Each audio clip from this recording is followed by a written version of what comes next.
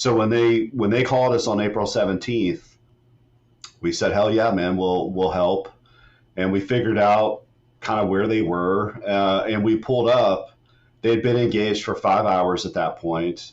The fear on these dudes' faces, the Iraqi army, and dude, these guys were terrified, man, because the enemy that they were fighting were actually maneuvering on them. And it was like the fucking varsity team. They brought the varsity, Al Qaeda brought the varsity team in. This wasn't neighborhood dudes.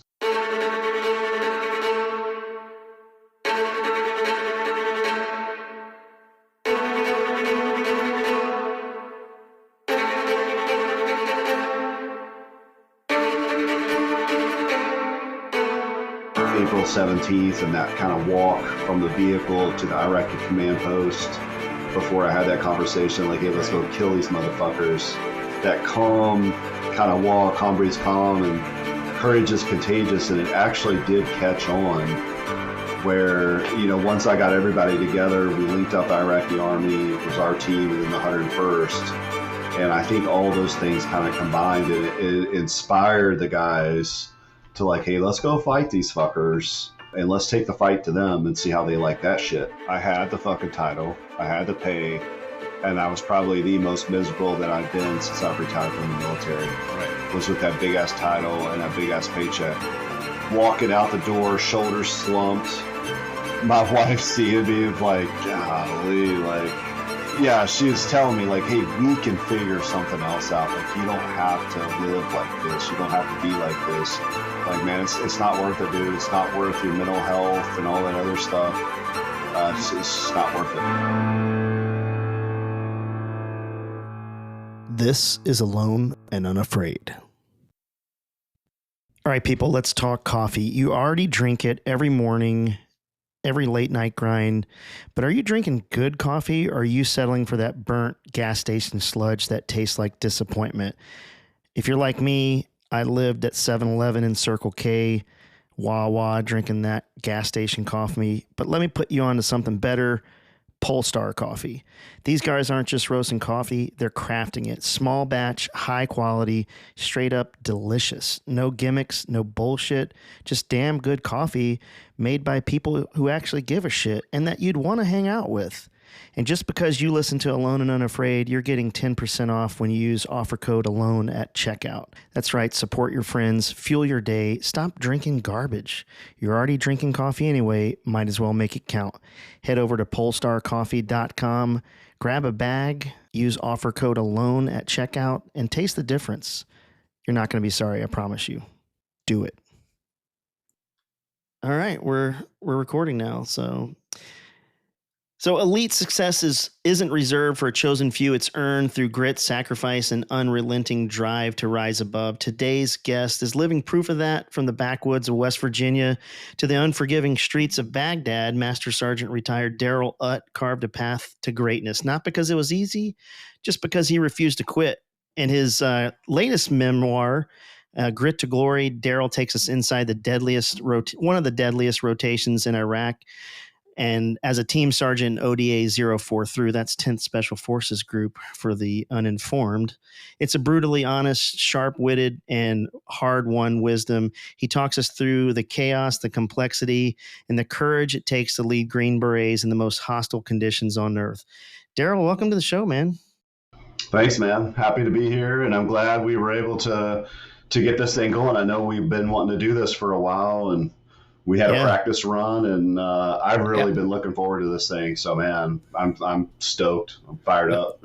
The practice run was like 2 hours long. Yeah, that was still. I got like an hour out of that, and I was gonna say I might splice a little bit of that in because that's how we kind of met through Instagram, because your LinkedIn posting for Grit to Glory. Nailed it. Nailed it. Is relentless. Like you're like the posting master over there. Your LinkedIn game is next level. And so we set it up. We talked on the phone, and then it turns out one of the missions that I did, you had some information and connected me with the drive to upgrade Master Sergeant Hasselbeck Gibbs. I screw this up every time. It's like the hardest name to pronounce. That's a hard name, man. I got Jar written down because I figured we were going to talk about him. Yeah. But yeah, man, what an amazing story. What an amazing connection that was. Yeah. And so they're in the process of trying to upgrade his Silver Star to a Medal of Honor. Hey, just jumping in before we kick off. So quick backstory. Darrell, Tyler, myself tried to record this episode, but due to some technical difficulties on my end, we ended up deciding to reschedule. And before wrapping up that day, Darrell, Tyler, and I got to talking, and just kind of a BS session that turned into something worth sharing. And so for context, when I contacted Darrell pre-podcast interview, we were having a conversation. We had a lot of crossover with folks that we knew in 10th Special Forces Group, and I ended up mentioning a mission that I was part of that was pretty wild and intense and just stuck with me throughout my career. And that mission was called Operation Chromium. And as it turns out, Darrell notified me that it's under review for a potential Medal of Honor upgrade from a Distinguished Service Cross. So what follows is my unfiltered recount of that day and everything that went down. And it was 18 years ago. So if I mess up a small detail or two, don't hold that against me. In fact, I think during the telling of the story, I reversed the names of Sergeant First Class Lindsay. He's the one that was shot in the throat, and Captain Cheney was the ODA commander. He was shot in the groin kind of area, pelvis area. So I just wanted to kind of correct that if I think I got him flip-flopped. But here's that conversation and my account of one of the most intense missions, but has context relating to Darrell's overall, how we connected and really what his book is all about, the Grit Code. So here it goes. Tell me more about the statement, man. I'm dying to hear how that. So I talked to, because dude, I didn't think I immediately after we got off the phone, I don't know if you know this, but as soon as we got off the phone, I sent a text to Lieutenant General retired Ken Tovo, who was, our group commander. Yeah, I know General Tovo from SOC South. Yeah, sent Tovo a message, and he fucking immediately jumped on that shit. And man, when you text a retired 3-star, you just don't know when you're going to get a response. But and he's always, man, we've always maintained a great relationship. But he connected me right away with whatever that dude's name is. Terry McBride. Yeah. He connected me with Terry, and who I'd been connected with before.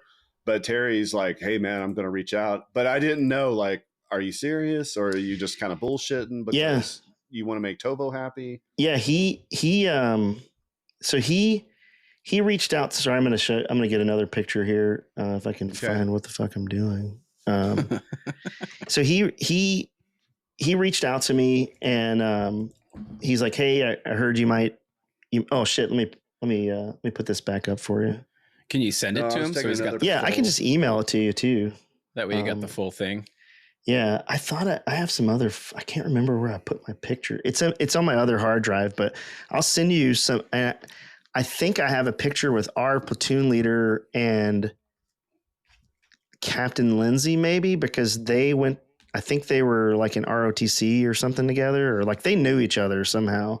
I'll put this up, but if you want something immediate, and then no, I wanted a picture that I can post later on once we. Yeah, I'll email it to you. I'll email you this. So McBride calls me and we kind of talk about it, and I told him the story, and he's like, "Hey, would you be willing to write your account?" And I was like, "Yeah." And so when I wrote it, everything came back. Like I could smell it, I could taste the dirt. Like, man. And I remember, and I had forgotten, like, because the first two guys in the door was the team leader, and I don't know if he was the team sergeant or maybe like the acting team sergeant. I can't remember, but they were the first three guys to stack on the door. Because the quick 2-second war story is when we were inbound to the target, it was originally meant to be an offset LZ, and we were going to offset about 3 kilometers, and they were going to walk in to surprise them. And when we got there, our LZs were flooded, and the Apaches, the AW team, the AWT was like, "Hey, your LZs are flooded."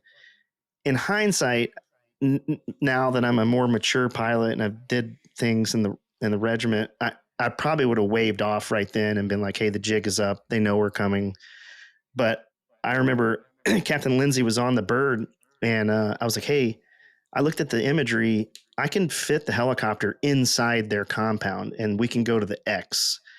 And he's like, "How far will it be from the door?" And I was like, "I will put the door right out of the troop compartment. So like you're gonna come out and you're gonna run about 30 feet, and you're gonna be at the door." And he was like, "Let's do it." And he radioed back to on his internal. Back then, they were all running embodies back then, and he radios back, and then we made the plan. I let the AWT know, and we just on the fly flexed. And one thing I didn't account for, there was this weird tree right in the middle of their courtyard that eventually kind of fucked me on Fields of Fire. But anyways, I land, and it was such a shit brownout landing. I fucking nailed that. It was like as a pilot, I was like, I am the fucking best, like Nicolas Cage style.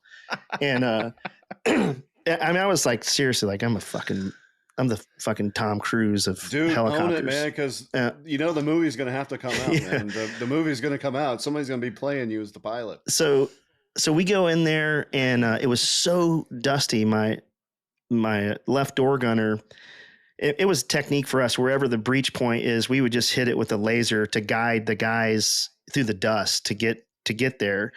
So he hit it with the laser, and then they were able to see where the breach point was. And all the Iraqis were, the partner force was like completely disorganized, like, because the dust, they didn't have nods on, so they were completely like, I don't know what the fuck they were doing, like cowering in the dirt and scared. Yeah. Normal. Yeah. Yeah. I actually have a picture of those guys the night we did that mission. Like I went around and I was like, Allahu Akbar, I was like getting them all pumped up, and I took a picture of the dudes that went on the target. I still have it somewhere. And anyways, yeah. And so, but when I was writing it, it all came back to me, and like I remember they were first in the door, and I hadn't even taken off yet, and I could hear the AKs, going off. And it sounds like when you're that close and there's a jet turbine engine going and you can still hear the distinct crack of an AK, that's close. And like, yeah, they went in the door. Heavy. Yeah. Yeah. And they went in the door, and as I was as I'm coming out, this whole thing was, we're talking like 10 seconds, like, as I'm coming out, I could see the muzzle flashes from the AKs and them make entry. And then I saw the flash. And when I didn't realize at the time, it was Captain Lindsay and Sergeant, the team sergeant getting blown out of the courtyard. And then, so anyways, we took off, and we were probably like, maybe like 2 minutes out, outbound. And my wingman was able to land in a different place. And it was kind of, at this point, it's a gun battle. And their JTAC, he was a soft TAC P. I don't know how familiar you are with the JTAC world, like in the levels of JTACs. So, I mean, I know a little bit, I know that they're lower than CCTs. Yeah. Yeah. Like CCTs are like, and they all keep call signs. Like if you hear like a Titan call sign in Iraq, that's a CCT. But if you hear like a vampire call sign, it's a soft TAC P. Or, I think the Army was Bubba, like a SF guys were Bubba. But anyways, it doesn't matter. So they had said that the JTAC was like, hey, we've got 3 casualties, and they're hurt pretty bad. And I remember the other guy was on the controls, and I took the controls and did like a, quick whip around, 90-degree bank and just whipped it right back in there. And again, as at the time I was not I was probably 4 years out of flight school. I probably had like 800 hours, relatively junior pilot. So my assumption was they were ready to go. So I came back in the same place.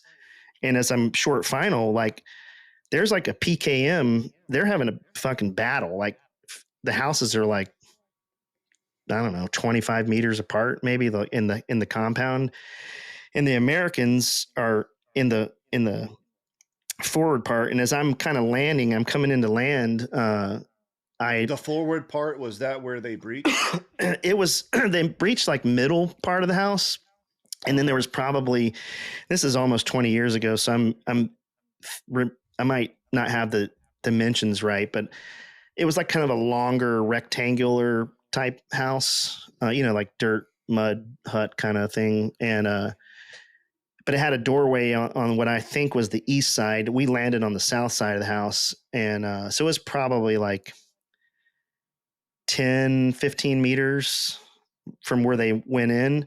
And as I'm landing, and there's still a gun, the dude with the PKM is just fucking rocking. And he's like, I can see him laying in the prone on the other side of the house. And I told my crew chief, I was like, hey, contact 12 o'clock, like 50 meters or however far, because we're starting to brown out at this point. And I'm like, hit that guy, hit him. And he hit the stop on the gun. Like we couldn't traverse the gun forward enough to engage. So I kind of like tried to kick the tail out, which is not a good idea in a brownout landing. So I had to kind of come, so we didn't crash. And I landed, and my intent was to put the helicopter between the PKM and our guys. And because of that fucking tree that was there, I was able to like not do that. So, and I tried to kick the tail so our 240 could put some covering fire down for the ODA that was trying to clear the house. And probably like it felt like a minute, but it was probably like seconds of us landing and the dirt clearing. Another dude popped out from somewhere, and like I'm like pulling my 9mm out, trying to maybe to shoot this guy. And as soon as I did, I just watched him drop. And I look over to my left, and it's an operator, an SF dude, came right out of the house, and that was Sergeant H. And he dropped that dude before he could put effective fire on us. And then he smoked the dude with the PKM. And then, damn. And then about that time is when Captain Lindsay comes like literally like complete shock, holding his neck. He's stumbling towards the helicopter, like trying to get on the bird. But there's still a big gun battle going on. And then I saw him, and I turned to tell my crew chief to go get him. And before he was already out of the helicopter. He was going anyway. And I was like, Corey, go get that dude. And he disconnects, and just, it's fucking zero lume. And I just watch him kind of like fade into cause your goggles, when the zero lume, you can only see so far. And there was a bunch of dust in the air, and he just kind of like disappeared into the black. And then what again felt like 5 minutes was probably like 5 seconds. He comes back with a dude over his shoulders, like, running, and like all around his feet is like pew, pew, pew, pew, like dust kicking up and dirt. And he put him in the back, and he had a gunshot wound to the neck, if I remember right. And so he's like, my other crew chief starts trying to work on him. And about that time is when the next guy that got shot, I think he was a team sergeant. Drawing a blank on his name right now. But I probably don't know him anyway. The only guy I know on this team is Jar. Yeah. And I just know of what he did. Yeah. Yeah. And so this guy had been shot in the groin, and he's coming back. The team medic is helping him to the aircraft. And I was like, Corey, go help him. And so he again disappears into the night and comes back with this guy again, because the team medic went back to the fight. He just handed him off to us. And because I told the JTAC, I was like, just bring us your wounded. You guys get back in the fight. We'll we'll take care of him. And so he got him on board. And then at this point, the battle was like kind of winding down. There was, you know, like little pot shots here and there, but it wasn't like when we first landed where shit was like back and forth at close range. And then I was like, hey, do you have any more wounded? And the JTAC's like, yeah, we got one more. I was like, is he ambulatory or is he litter? And he's like, oh, he's walking to the bird. And this time the guy that got shot in the groin kind of like collapsed on the lower console, like where all of our radios and shit are. And his Kevlar goes flying in the right seaters, up in the right seaters pedals. And I'm like, he's trying to get this helmet out from the pedals. And I didn't know what to do because I got this SF dude laying like right beside me. He's bleeding out from his groin, like groin area. And so I'm like just trying to like pat him on the head. I'm like, you're going to be okay, buddy. Like, you know, what the fuck am I going to do? You know, cause I can't, and I'm trying to like reach back to put pressure on it was like kind of inner thigh, like femoral artery area. And my crew chief's like, hey, sir, this guy's hit pretty bad. We're getting fucking a lot of blood here. And he's like, help me. And I'm trying to like, I'm strapped in the seat. I'm trying to reach back behind me to like, and I just can't get that far. And I'm in my head. I'm like, okay, do I undo my seatbelt and get back there to help, but there's still a fight going on and we got to get out of here. And like, these are all the things in my head, like, fuck, what? Okay. And then I've got my 9mm out, like trying to, you know, shoot people that, you know, and then that's when Sergeant Halzen, I can never say his name, Halzen. Let's just say Jar, man. Yeah, that guy. Yeah. So he just comes like walking up to the helicopter, and I turned the IR searchlight on so he could see where he was going, because his goggles were gone, like shot off, and his hand was shot, and he was shot, I think, in the stomach too. Dude just walked on the helicopter and sat down, and then we strapped him in. I was like, hey, you guys got any more wounded? And they're like, negative. And so I was like, hey, keep your medic, get back in the fight. We're like 5 minutes from Balad. I'm going to bend it over and we'll be there really quick. And we just blasted out of there. And when I got this, it's not funny, but it's kind of funny, is I call the ATC and tell them I'm inbound with casualties, and they clear the airspace for me. And I just right to the combat support hospital. And normally, like when you bring wounded in, there's people there to meet you. Like, you know, a MASH, when you see like the helicopter land, this is how old we are. We're talking about fucking MASH. But they're normally there waiting for you. We land, there's nobody there. And Captain Lindsay at this point has like lost a fuck ton of blood. Both him and the other NCO had lost a shit ton of blood. And so we waited like maybe 30 seconds, and I was like, fuck it. I unstrap. I get out of the cockpit. Me and the two crew chiefs carry Captain Lindsay and the guy that was shot in the groin. And Jar walked in like with he was with me, like kind of on my shoulder. Like I was kind of helping him walk in, because at this point, like the adrenaline kind of worn off, and he was starting to feel the effects of getting his fingers shot off and his hole in his stomach. And the other two guys were in complete shock. Like they were not there. Like like you could look at him and they were like, I didn't think they were going to make it. And my one crew chief carried, and this kid's like maybe 150 pounds. And like, he had this operator like a baby in his hands, and he carried him like you'd carry a kid.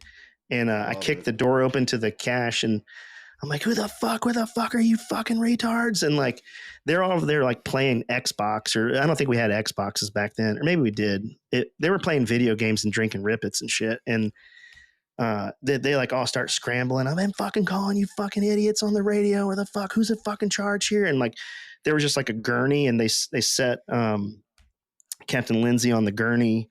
And it was one of those things where like, we were so pissed, like we didn't want to let them treat them, you know, because we were like, you guys are fucking out of the way, or fucking do it. Get the fuck out of it. Give me and one of the doctors like, hey, this is their fucking job. You guys need to chill out.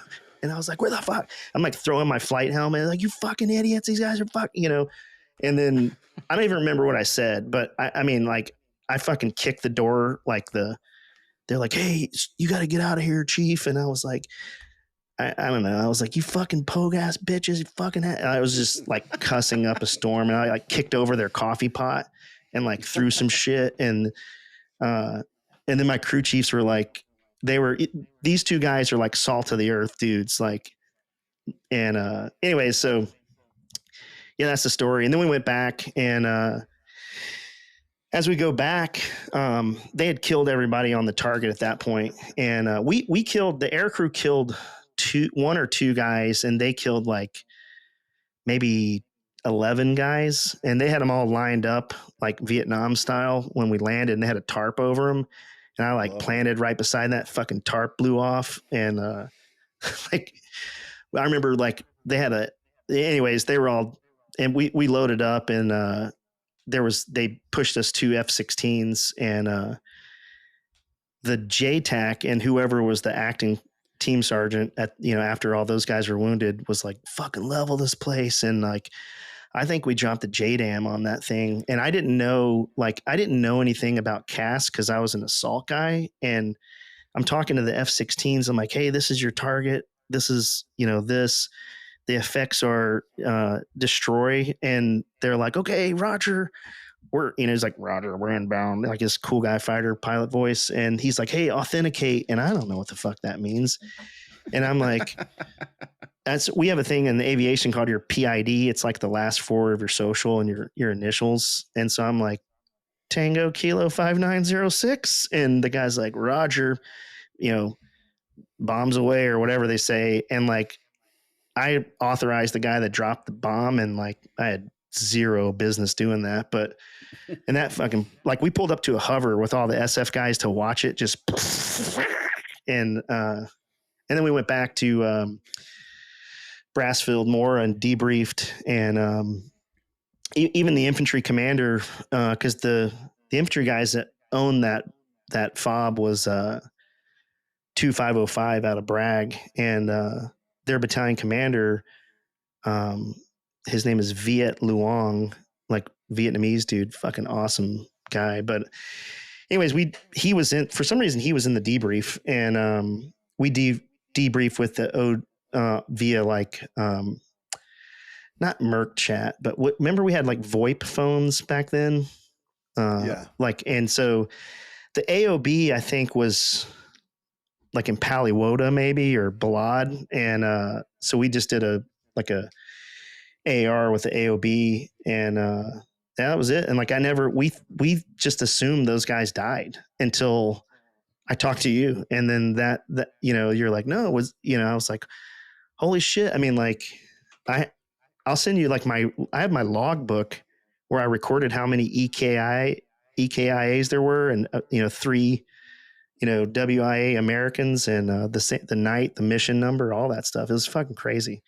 But dude, I mean, just imagine they're fucking working on a MOH packet, which is just like, I mean, trying to get an MOH approved. It's like, man, it's a miracle to get something like that approved. But they're working on this packet, and we just happen to connect on a podcast. Yeah, it's crazy. And talk about it, and you were able to listen and be like, hey, I fucking, that was my op. I did want to highlight that I did learn, but from the time that we talked last till now, is my crew chief that was the left gun on that mission. He actually, unfortunately, took his own life, which was just heartbreaking to hear, because here's a guy that was a decorated combat veteran, just verified badass, and then eventually went on to be a commercial pilot, flying jets and doing great. And it just kind of goes to show you that, when people talk about check on your buddies, it's not just like a thing you say. It's like, you got to put the work in. And I think his name was Chris Elliott. He's missed by a lot of folks.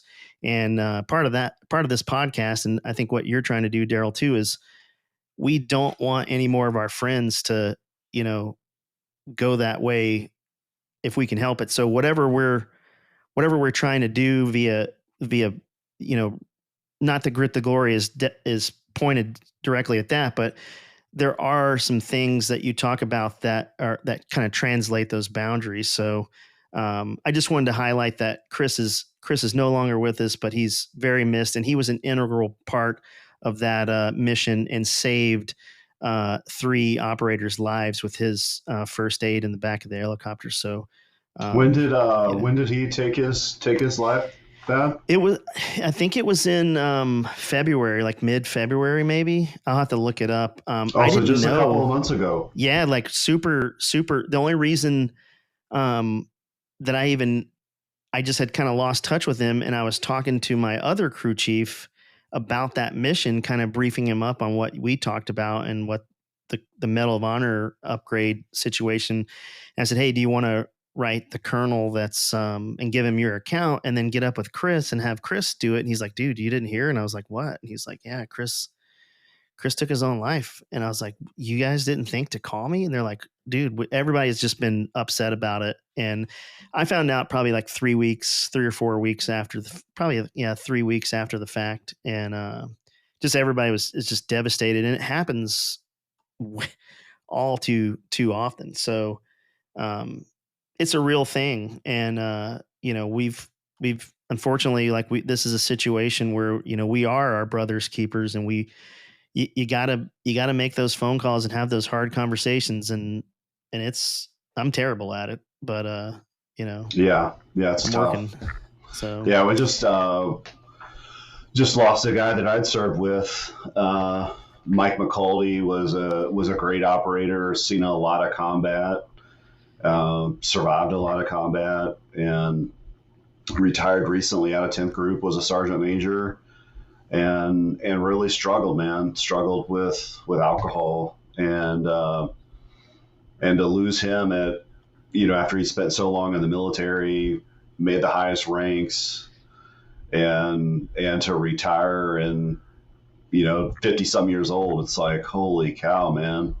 What an absolute tragedy. And it's one of those times where you get around a bunch of other people and you haven't seen or heard from them for a long time. It's like, oh man, we got to stay in touch. You got to stay in touch. And like you said, you really got to check on your buddies, because Mike and I, our paths kind of went different ways, because, he was a brand new guy on the team. I was a little bit more senior, but just a great operator.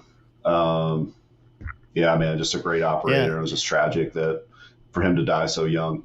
And you get feeling guilty, because you're like, man, I should have kept in touch. But life happens. Like, shit happens. Like we all have lives. We have, just the day-to-day in and out. And for me, I was really surprised at how rapidly you can get to that kind of thought process, like how quick you can circle the drain. And typically it's with like little tiny life stressors that keep adding up. And then you just get to a point where you don't really recognize it and you start to make poor decisions. But yeah, so, well, hey, let's get into the book a little bit, or let's talk about leading up to the book. So what kind of got you into writing the book? What was your motivation to go there?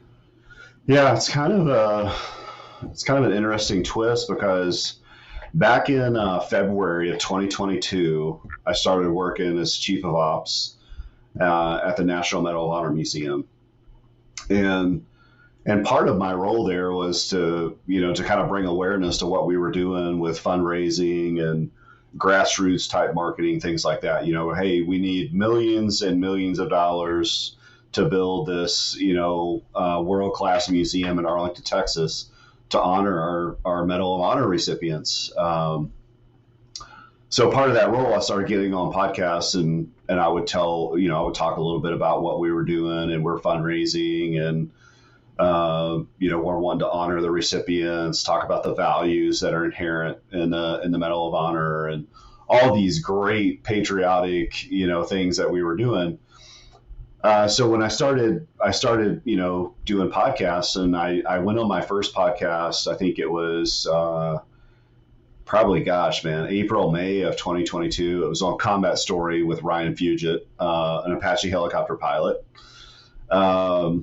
And talked a little bit about the Medal of Honor Museum, and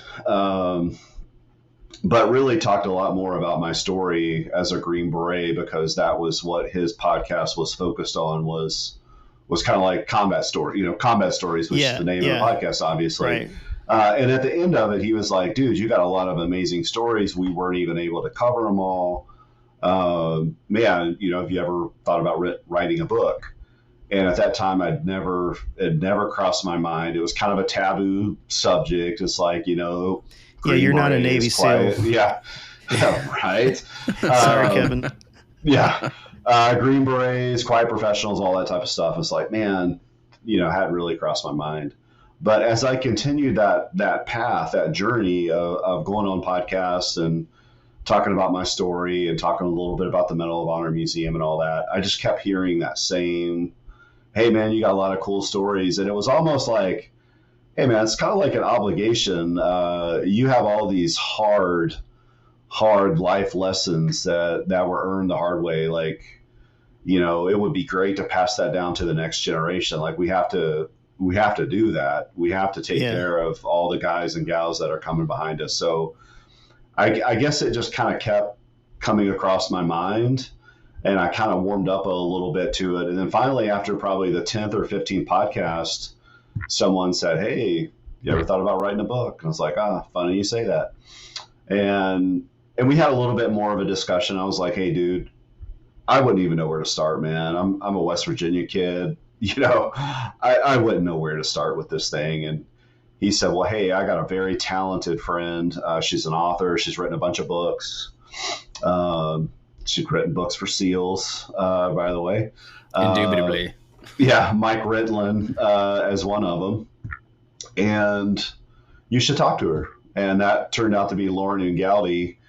And when I talked to Lauren on the phone, I knew that she was the author for me, because she got me. She knew exactly what I was trying to do. Because I was like, hey, if I want to do this, I want to do it right.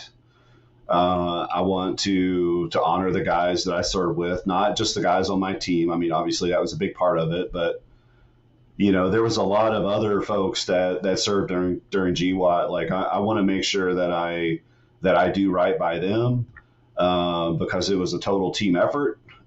We just weren't out there running around ODAs all by ourselves. That was a whole big team effort for us to do what we did. And I wanted to do it the right way. And I wanted to be able to have some lessons that guys could pick up, and gals, and learn from, and hopefully not repeat the same mistakes that I made or the team made. So, fast forward, a couple of years, and then the book is finally done and it comes out, man. And it was, I thought we nailed it, man. I really thought we nailed it. I thought we did a great job with it. And to hear some of the feedback from you, Thad, we were talking a little bit off the air, but it warms my heart, that it hit, and that you could say, man, I smelled it. I could smell it reading that book. When you read this book, the way it's written, it will. If you were anywhere in Iraq during GWAT, this will transport you back to where you can, like, I could smell and feel the heat and the dust, and like that kind of shitty Baghdad shitty trash smell. Shitty trash smell. Very shitty trash smell. Shit ponds burning, and the whole thing. Like, so here's what I really like about the books, and I think the listeners should take this away, is a lot of times you read a book that's just kind of like war stories, like, hey, look at me kind of thing, which are cool. Look, man, I grew up on all the Vietnam books. Me too. This kind of reminds me of the books I read when I was a kid, but better, because I read a lot of these Vietnam books, a lot of I was really into like long, LERPs and, me too, Navy, all that stuff. And this book reads like the action part of those books. But what's cool about this book is there's a personal, you kind of tell your personal story about growing up in West Virginia. And I'm going to kind of tie that into the point I'm trying to make. And then you talk about your experiences. And then at the end, it's kind of like a playbook of how to get shit done. It's a nice cap on, because usually you just hear the stories and that's it. But your book is really more about applications of lessons learned and how you can port those over to situations. And I think that's what most of us struggle with, is a framework of how to still be a quiet professional and piss excellence, but in a different format where we work with folks that maybe don't live in that same space or that same mindset. And I wanted to ask you about, I had a conversation with a friend recently, and we kind of went through everybody that we know that eventually got into SOF, whether it's Green Berets, SEALs, Rangers, 160th guys, boat team dudes, whatever, PJs, CCTs, you can take your pick. And we found that the best of the best often come from families that have problems. And I didn't know if you found that was you kind of allude to it a little bit in the book, but have you seen that in your time in the Army? Because you did what, 26 years? Yeah, 26 and a half. But yeah, it definitely seems that way when you listen to other podcasts. Sean Ryan, Mike Ritland, some of those. I was on Mike Ritland's podcast not too long ago, and I was getting prepared to get on Mike Ritland's podcast, and I listened to Mike Ritland and Ryan Hendrickson. And Ryan's book is over my shoulder. Him and I still need to connect, but he's a 7th group Green Beret, and I'm happy to connect you guys, by the way, if you'd like. But his he had his leg blown off in Afghanistan, and he's continued to do a lot of work, doing demining in Ukraine and things like that. But anyway, I was listening to Ryan Hendrickson's story with Mike Ritland, and they started kind of getting deep and kind of getting personal, and his story, man, from his childhood, he was sexually abused and things like that. And I've heard that more and more and more. And it's just like, holy cow, man, I see that trend. Like, yeah, guys that have went on to have successful, special ops careers, had this type of childhood. And it's almost like they chose a profession like, hey, no one helped us or protected us when we went through what we went through. So we want to maybe have an opportunity that we could do something to help other people. It's pretty powerful, dude. If I don't know the statistics, man, I'm sure all the smart people and the different selections, probably has something like this. But man, it's pretty powerful that to go through all that adversity and trauma, like it kind of makes that diamond, I guess, if you will, Right. I mean, I don't know. I mean, for Tyler, like everybody I know from the 160th is their parents are divorced or they had some kind of, there's always something like you. And I think that level of adversity, trauma, I think you're right. There's something that you want to protect other folks. And then you also have something to prove, which I think pushes you past. I don't know, Tyler. I mean, what do you think? Have you seen, I mean, you see that? Yeah, I totally agree with that. And I think maybe some of it has to do with you're not really leaving anything behind, right? So some people who have that rock solid foundation are maybe looking at it as a more career standpoint, where when I signed up, I full on believed I was going to die somewhere in the war. You know what I mean? So it's just kind of like, hey, like I'm not leaving anything behind because I'm not coming from anywhere. Yeah. And so it's just kind of like an all or nothing type deal. Yeah. And I think that's why, the best soldiers come from shit childhoods, and look, I'm not saying that like my childhood was shit. I'm just saying that everybody has some kind of adversity, and you kind of get into it in the book a little bit with your parents' relationship. And I thought it was really well done. Did that relationship shape you joining the Army and becoming a Green Beret? Well, I think it definitely helped. I didn't know until much later, but it was like, man, I was born to join the military with the upbringing that I had. With of course, I had the home life that abusive mom and all that type of stuff, and their bad relationship between my mom and dad with their marriage and all that stuff.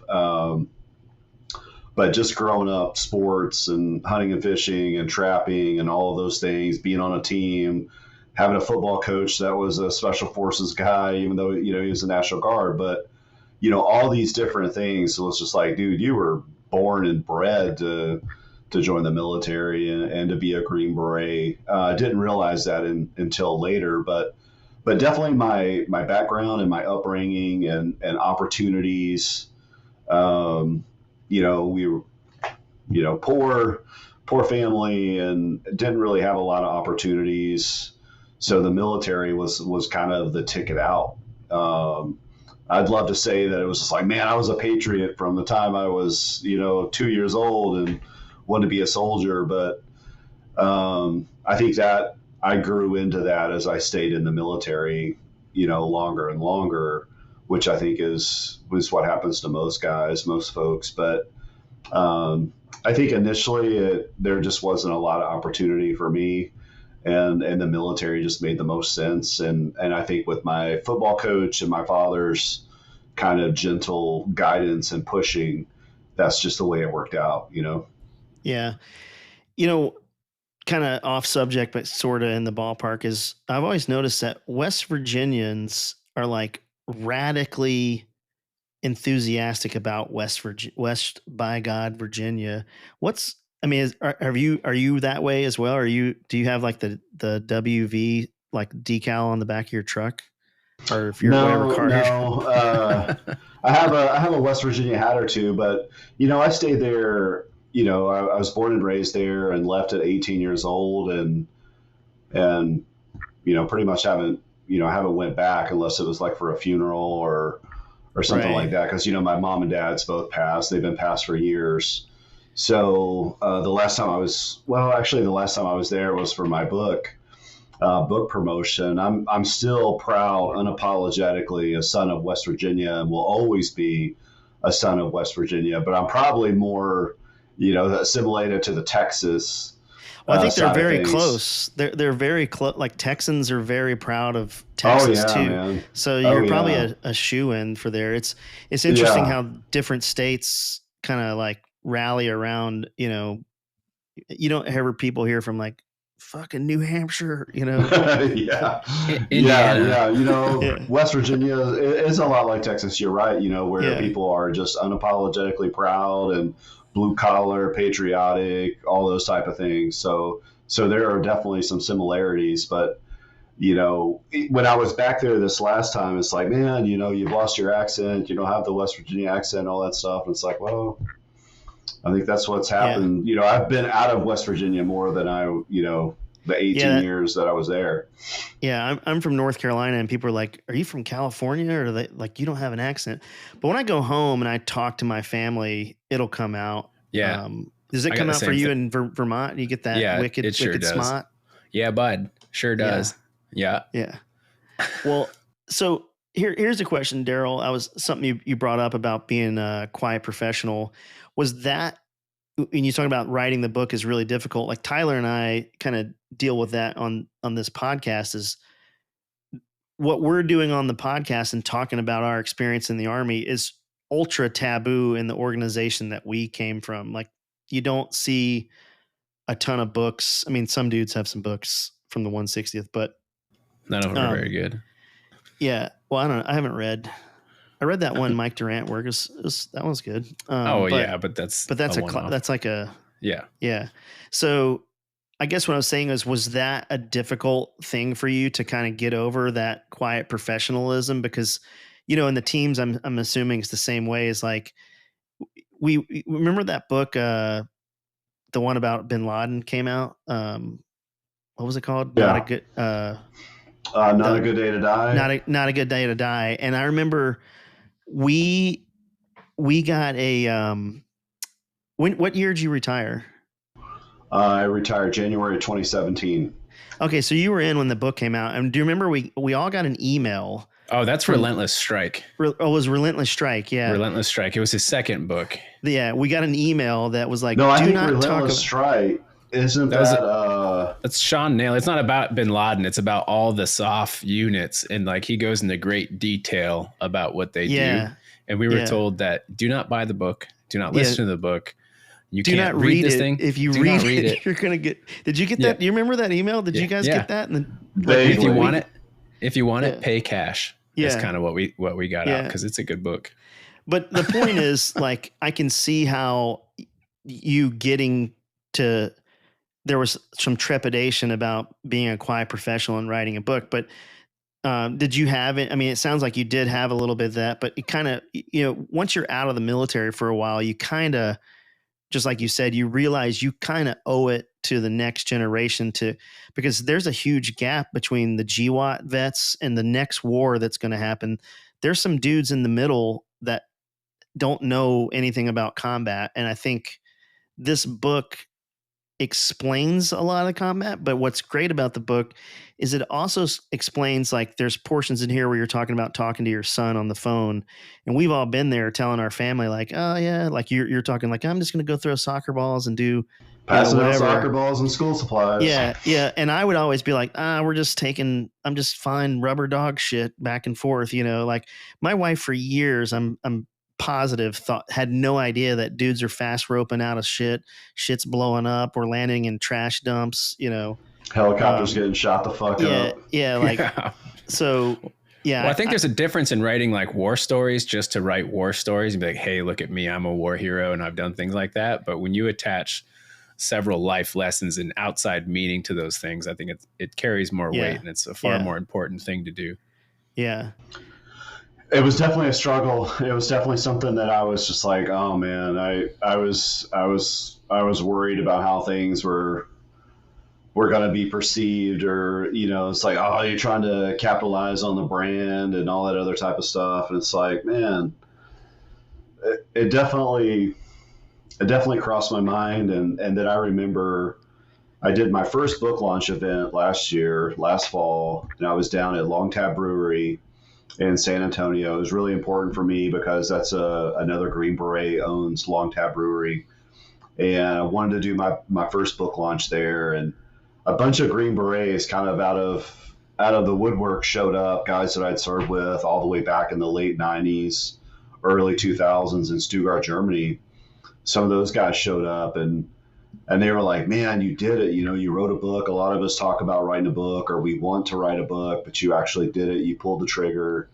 Here you are, how did you get past, because one of the guys was telling me, one of my mentors actually was telling me, he's like, yeah, man, I'm worried about some of these other guys. They're going to talk shit and this and that. And I was like, man, the first time I got feedback from somebody that was like, hey, your book really inspired me, or I was on a podcast and I was talking about the book and it was like, hey man, don't quit, work hard, be humble, don't quit, keep going, stay in the fight. You're always in the fight, talking about those type of messages from the book.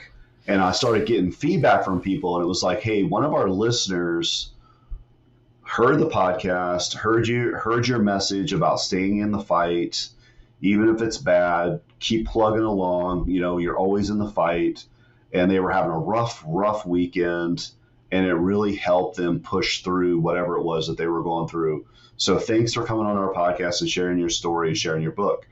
And I was like, man, once I started hearing those type of things, I was like, man, people can talk shit and they can say whatever they want, but my book has had a positive effect on folks. And, it's inspired people. It's really hard to quantify too. It's just like what you guys are doing with your podcast, man. I'm sure there's people out there that are listening to your podcast and maybe they're having a terrible day. They're at the end of their rope and they hear some kind of positive message, or they hear some type of treatment, or, hey man, I was this whatever in the military and I struggled, and it's like, man, this dude struggled. Like, this dude that did all this badass shit, like, he struggled, and this is how he kind of got out of it. Like, there's people listening, man, right now, and I commend you guys for doing what you guys are doing, because yes, it's hard to quantify, but I guarantee there's people out there listening and hearing the message and being inspired, and willing to, like, maybe push forward a little bit more because they had some encouragement, man. I think it's super important, dude, especially nowadays, especially now with social media. It can be so negative and toxic. To get a little positivity, to get a little helpful hints, and hey, this is what helped me. I think it's important, dude. It's super important. Yeah, I mean, we've definitely had interactions with folks. I mean, Tyler just had one last week or the week before. What was it like? How long ago was it? Last week, maybe. I don't know. I was on the phone for one of my old guys. One of my old chiefs called, and we talked for like 3 hours. Wow. But yeah, and it's been. I had somebody I look up to very much tell me, because I went back to the 35th anniversary of 3rd Battalion. I went back to the 35th anniversary formal in December. And one of the flight lead, I think he's probably the senior warrant now, maybe, I don't know, whatever. But anyway, he just said, like, I was in my gym working out at home, and I put on your episode, and he's like, I didn't work out for the whole 2 hours. I just kind of sat there listening. And he's like, then I kind of got emotional over the whole thing. And like, to me, that's, you've got that one person, right, that said that what you said affected them, you know what I mean, in a positive way, right? If it's just one, fucking perfect, right? That's already a win. Yeah. Yeah, for sure, man, for sure. So, yeah. So let's talk about a little bit in the book. There's one part of the book that's just like amazing to me, I guess, is... And I might jack it up, so jump in and correct me if I got this wrong. But and this kind of plays into what we're going to talk about later with the grit code. But so you guys are in country. The Iraqis are pinned down in a firefight. You guys, Team America, suit up. You're going to go reinforce everybody. And can you pull up? The fight's on, and you've got to go into what I think I remember is you're up in your Humvee. You've got to go move from your Humvee over to where, like, their basically, CP or headquarters is, to kind of, figure out what's going on, where are we at, and there's shit going off, and most people would like run to the cover, from cover to cover. And you talk about in the book, you just 10 foot tall and bulletproof walked. And the rationale for that is pretty fucking badass. Can you kind of talk us through that? Like, what happened and what you were thinking in your head? Yeah. So you're talking about April 17th, 2006. And, our 101st counterparts were out there with the Iraqi army, which they had a really, really tough job, man, because they were out, they were out there having to train and, by, with, and through those guys. And actually what we were doing there in 2006 was we were doing a compartmentalized mission. We were primarily focused on doing human intelligence. Yeah. And, talking to Iraqis and gathering information and intelligence and things like that. But we kind of made a decision early on. It's like, hey, we're putting a lot of time and effort into building these targets and developing, networks, all this other type of stuff. Like, man, that shit is really tough. And we decided if we ever had an opportunity, to kind of fight it out mano, like, well, shit, man, that's a lot easier than doing months of painstaking work and writing reports and all that stuff. It's like, hey, if we can go fuck some people up, then let's go fuck some people up. And it's going to help us in the long run, and it's going to help our brothers. Because when we first got to Camp Apache, which is in Adamiyah is a suburb of Baghdad, and it was the last Sunni stronghold in Baghdad because all the Shia had came in and pretty much kicked all the Sunnis out. Well, Adamiyah was the suburb that the Sunnis were gonna die on this hill because they had one of their big Sunni mosques there. It was called Abu Hanifa. So, and kind of the context and the background of this whole shit show is the mosque bombing in Samarra in February of 06, which ignited a full-blown civil war. So, that's kind of like the background of the book is, like, what's the so what, man? There was tons of fucking SF dudes and teams that were operating in Iraq. But, this story, January to August 06, February is when the Civil War kicked off, and we just had a front row seat for it in Baghdad. But we had an agreement with our 101st partners, and they were like, hey, man, we know you guys are over there doing your little super secret fucking shit. That's cool. But if we ever need you guys, if we're ever, getting fucked up, will you guys come help us? Because you're going to be the fastest response. And we were like, fuck yeah, we will. And it was the same for them. It's like, well, hey, if we're ever out and about, because we typically always went out 2 vehicles, which is almost unheard of. Yeah, during that time period. Back in that time. Yeah, to be rolling around in Baghdad in 2 vehicles, 2 gun trucks, and that was a lot of times with 6 people, fucking unheard of.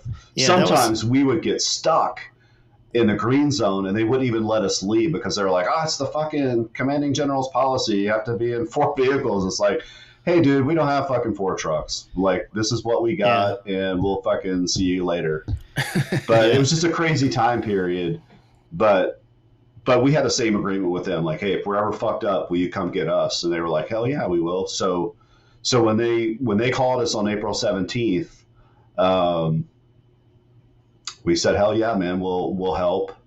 And we figured out kind of where they were, and we pulled up. They'd been engaged for 5 hours at that point, and the fear on these dudes' faces, the Iraqi army, because that's who we initially linked up with, was the Iraqi army element. And dude, these guys were terrified, man, because the enemy that they were fighting were actually maneuvering on them. And it was like the fucking varsity team. They brought the varsity, Al-Qaeda brought the varsity team in. This wasn't neighborhood dudes fucking protecting their house or their street. And they had some wire up across the road. These were guys fucking willing to throw down. And the Iraqi army was terrified. So when I got there, that was kind of the decision that I made, was like, hey, I want these guys to know that we're here and fucking shit's getting ready to change. This whole thing is getting ready to fucking change. And we're not going to be fucking around with any of these dudes. We're going to be going on the offense, and we're going to kill as many of these dudes as we possibly can. And we're confident, we're calm, we're not fucking freaked out about this shit. Like, we're here to do business. And what's kind of funny about the whole thing is the Iraqi army, they hadn't seen us in daylight. When the 101st needed us, it was typically at night, and we'd go out and we'd fucking burn some shit down, and cars would be on fire and bodies would be littered. But they hadn't seen us during the day. We were always kind of like a ghost at night. So for this time, it was like, I felt like I needed to do something as a leader to kind of do that whole calm breeds calm, panic breeds panic, if you're that kind of guy. Right. But I felt like calm breeds calm, and it wasn't like a very casual stroll, like in a fucking park or something. But I wasn't, panicked and running like I was out of my mind either. But I thought that I needed to like exude some confidence and calm these fucking dudes down and let them know that we were here and we were going to do some fucking damage.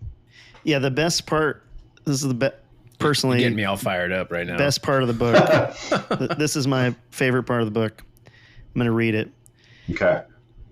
I leaned my face close to the commander. This is the best 3 words in the book. Copenhagen breath and all, and looked him in the eyes and said quietly, "We're here now. Let's go kill these motherfuckers." And so what I love about that part is every dude right now that just heard that knows what that smells like. And they've all had like their platoon sergeant or some dude or whoever, them smell that. So I love that part. But, and then he talks about, he nodded furiously, a light in his eyes hadn't been there before. Jojo and I calmly made our way back to the gun trucks just like we had before. So bullets, and there's a PKM out there. And for the folks that don't know what a PKM is, it's a belt fed Russian machine gun, 7.62 by 54, probably. Were you a Bravo? So No. Okay. Well, there's some Bravos out there. They're like, fucking retard. You don't know what it Motherfucker, you got the down. Yeah. The Bravo is the weapons sergeant for the uninformed. Each SF team has different MOSs. You got Bravos, weapons specialists, Charlies, engineers, Deltas, medics, Echoes, or com guys, and then eventually you go to be a Zulu, right? When you hit E7, be a team sergeant. We got the Foxes at the Intel Foxes guys. and Intel guys. Yeah. So what were you before? Were you? I was a commo guy, which Echo? I say that like a little bit quietly because I wasn't one of those awesome commo fucking nerd kind of guys.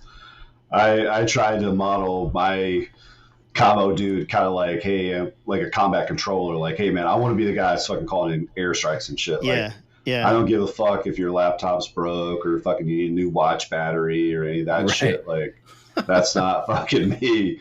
Like, I'm the fucking commo guy, the radio calling in airstrikes. That's the guy that I wanted to be. And then I did a little bit of the Fox on the Intel side, and then became a team sergeant. But it's funny that you bring up this chapter. You read that section and you like that because I'm getting ready to do an event up in Rhode Island on I think it's June 18th with the Green Beret Foundation. I work a lot with the Green Beret Foundation trying to support those guys, and they've been very generous to me, and I just have strong feelings about what they're doing for the community and stuff like that. But part of the event up there on June 18th in Rhode Island is a book reading and trying to figure out like which chapter of the book to read. Maybe the April 17th, 2006 would be the good story to read.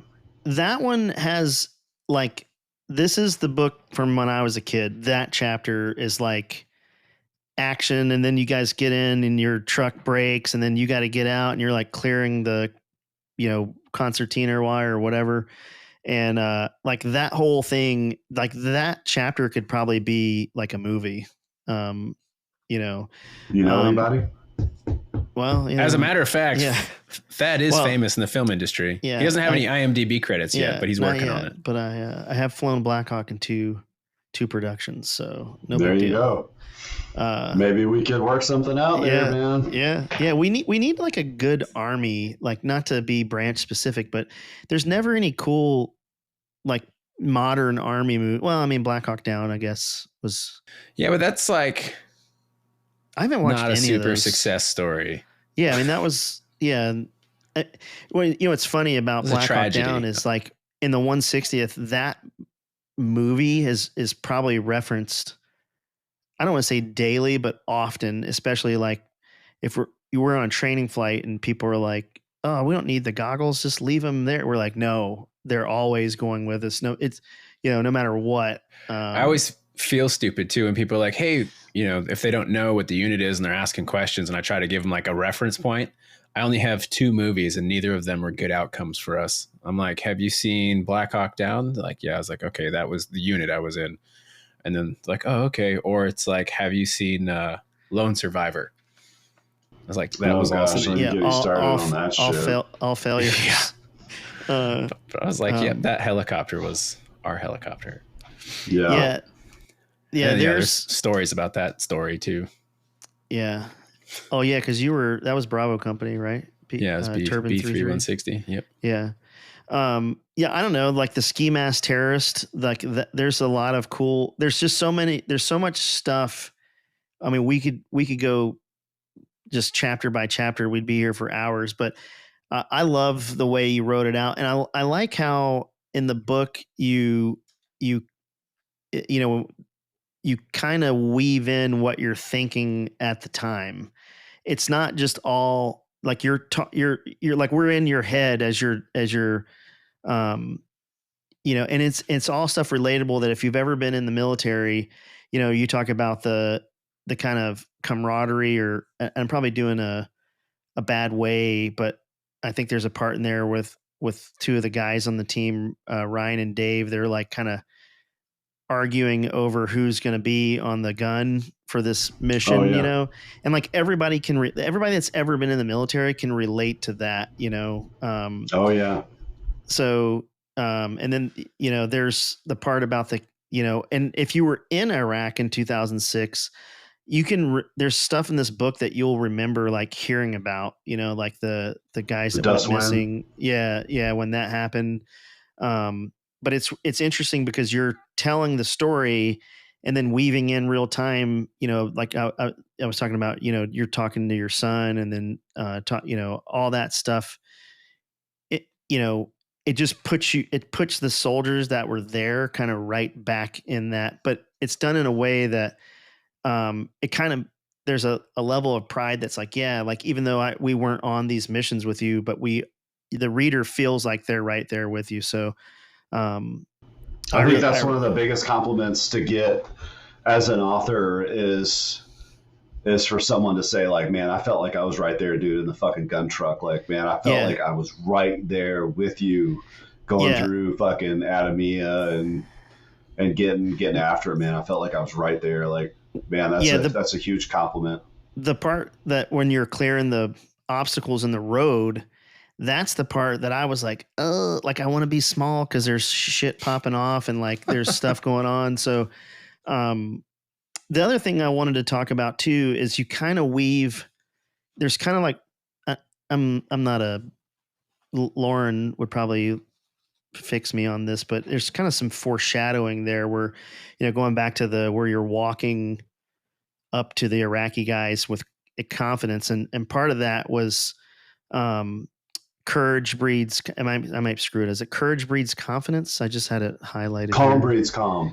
And courage is contagious. Courage is contagious. That's what I was getting at. Courage is contagious because the kind of battle turned once they saw you guys getting out there, and then they start looking. And so, and that kind of goes as you go, you kind of roll that into the, you know, the grit code, the 8 tenets of the grit code, or the 8 pillars, or I'm just throwing those words in there. But did you, for the grit code portion, did you come up with that? Like, was that something that you kind of had in your career, or was that something that just through lessons learned, you said, hey, I'm going to kind of boil this down to these 8 things and kind of, you know, how did you come up with that?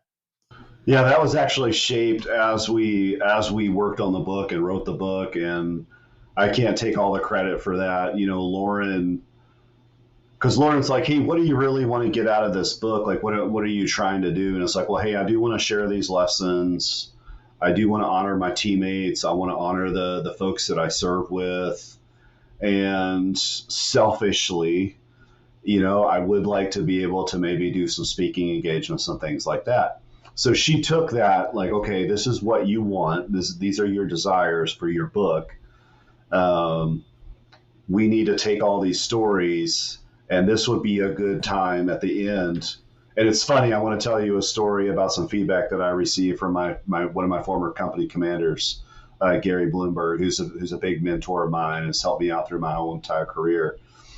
Some feedback that he got when he was halfway through reading the manuscript. But Lauren was like, hey, let's shape this, you know, let's talk about some lessons. And I typically, like, if I talk to high school kids, I typically, you know, I share three things with them. It's like, hey, here's 3 things that you can do that are fucking super easy, but 99% of people just won't be able to do them, even though they're fucking easy. Yeah. Work hard. Yeah. Be humble. Don't quit. If you can remember those 3 fucking things, you're going to do really well as you get on out of high school and go to college and start a career and all those things. Do those 3 things. So Lauren kind of helped shape those things, the calm breeds calm and all that. But it's funny, you know, to kind of talk about the grit code, which is the last chapter. It's the culmination of everything. But I sent my manuscript to my commander, my former commander, Gary Bloomberg. And I was just dying, like, to get some feedback, because I'm still at the point where I've been dealing with this manuscript for over a year, and I think it's good, but I don't know what anybody else might think of it, you know?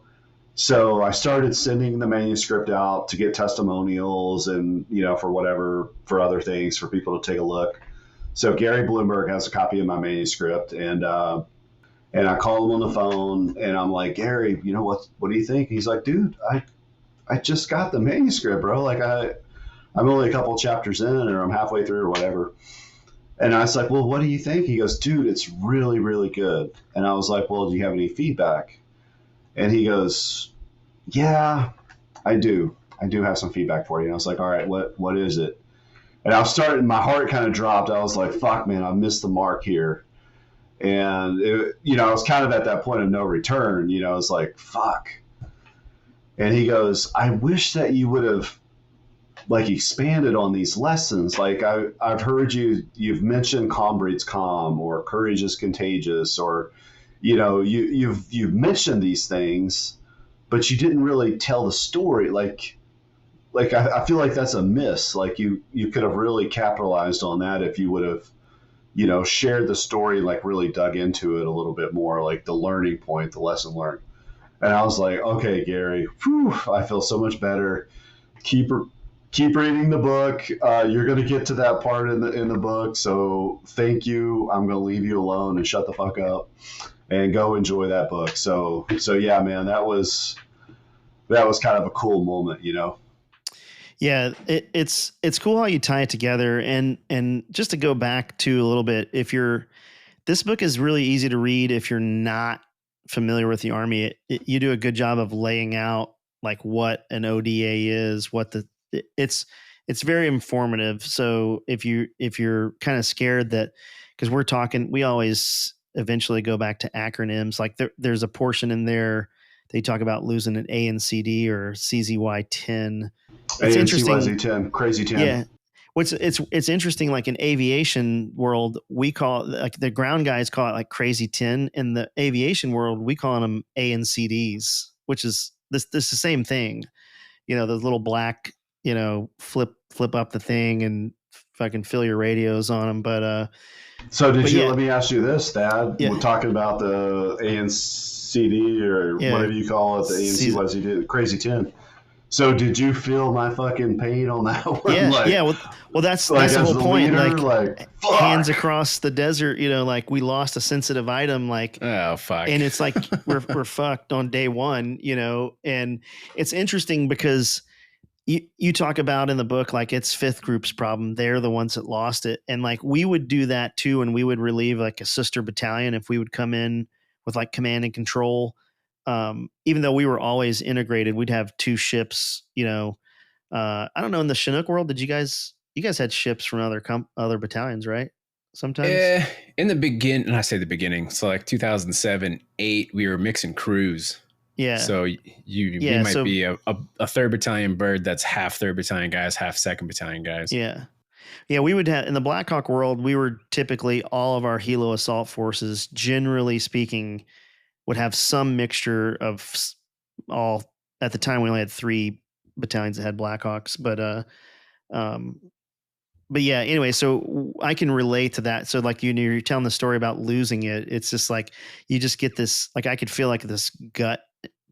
Deep down, gut punch. I'm gonna fucking gotta fuck. Yeah. And what about some of the darker humor? Especially fucking around with our terps. JoJo. Yeah, with his little Iraqi cologne and his little chest fur sticking out. I forgot about that. Yeah, where he's all. There's a portion in there where he talks about he's basically got a pass or something to go back to. To see his family back in the States. And then that was the actual April 17th. Yeah, he goes on the mission, and there's a lot of there's so much stuff that everybody can relate to, and it's just a great book. One of the things I also wanted to talk about before we get into the grit code a little bit more, I had some kind of comments that I wanted to ask you about, but okay.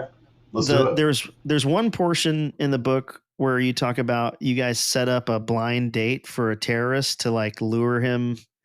Can you kind of walk us through how that got set up and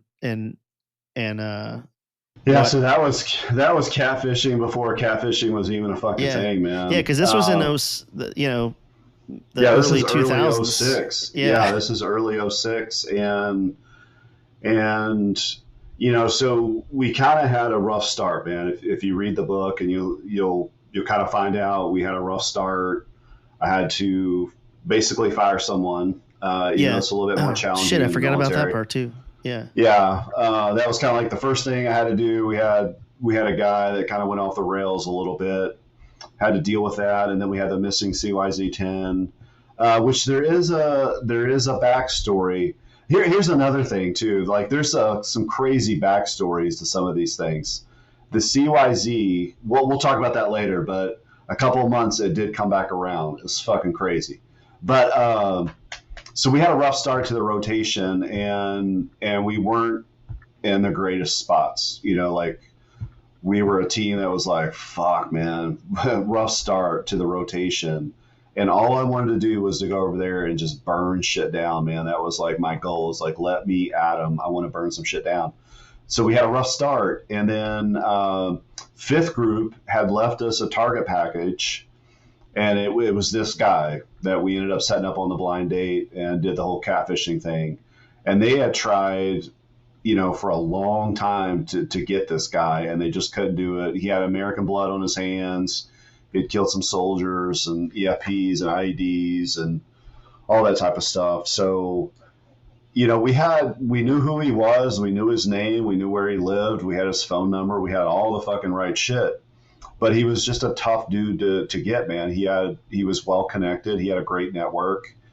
And we just got the whiteboard out, and we just tried to come up with some ideas of like, hey, what can we do to get this dude? Like, and basically we're like a bunch of 17 and 18-year-old dudes, high school kids, like, hey, what would work? It's like, well, hey, if some bitch called and said, hey, I'm super blah, blah, blah. And, like, hey, do you want to come over and have sex? Like, would that get your attention? It's like, if I was a player and, kind of like this guy was, like, that would probably get my attention. It would at least intrigue me.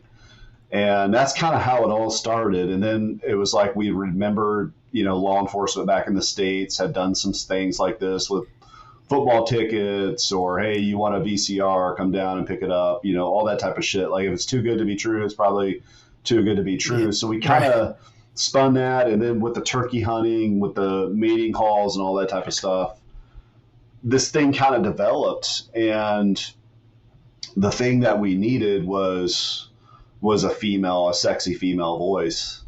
And, we had access to all sorts of things in Iraq. Pretty much anything that we wanted, we could get. We had a very talented Iraqi that helped us run the compound, and he had access to a really smoking hot, sexy sounding Iraqi female that was willing to make the call. So we didn't know for sure if it was going to work, man. It could have been a big strikeout, but nothing else was working. And it was just super hard to get this dude. And especially the politics during this time was a Shia target set, because this guy was a Shia. Yeah. So, and going in and out of Sadr City, which is where he was, which is a fucking extremely tough area to work for us. If you remember Sadr City, fucking tough area to work. But that's kind of how it all started, man. So once we had our sexy Iraqi female voice, that first call, man, it got his attention, and then they were able to continue their calls and develop rapport and common ground and all those type of things. And then this dude was dying to sleep with this chick, man. He was roaring to go, and that's kind of how it all started, man. And that was like, once we got him, that was really our first. It was a daylight op right outside Sadr City. We had jackpot, and that from that moment on, everything just went crazy for us, success wise. And for the folks, that jackpot is when the HVT, or the person you're going after, the ground force gets them, Yeah. whether it's capture, kill, like whatever, there's essentially, I don't think we use this stuff anymore. So there's a playbook, and it's actually called the playbook. The playbook. And depending on what SF group you're from, they'll use, I think 10th and 5th group used football terms, and first group used like hockey terms, or maybe hockey was mixed in there too. I don't remember.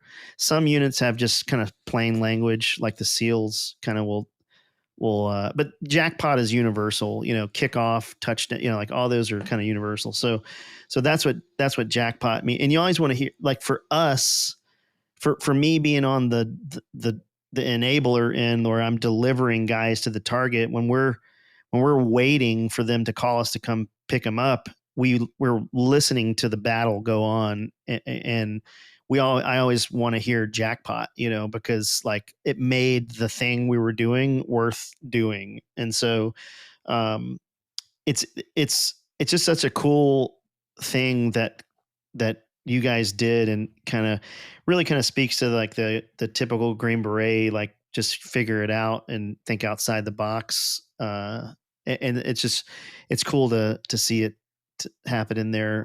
One thing you'd brought up, there's so much in this book. The one thing that you brought up, and I think speaks to leadership, is when you had to fire that guy, and because the guy had been like shit talking, and basically, and I might be jacking that up, but you guys had a reputation to uphold. And like, how was that as a leader? And you explain it in the book really good, but for the listeners, how was that like trying to, like, that's a tough decision very early in the deployment. Like, how did that go down?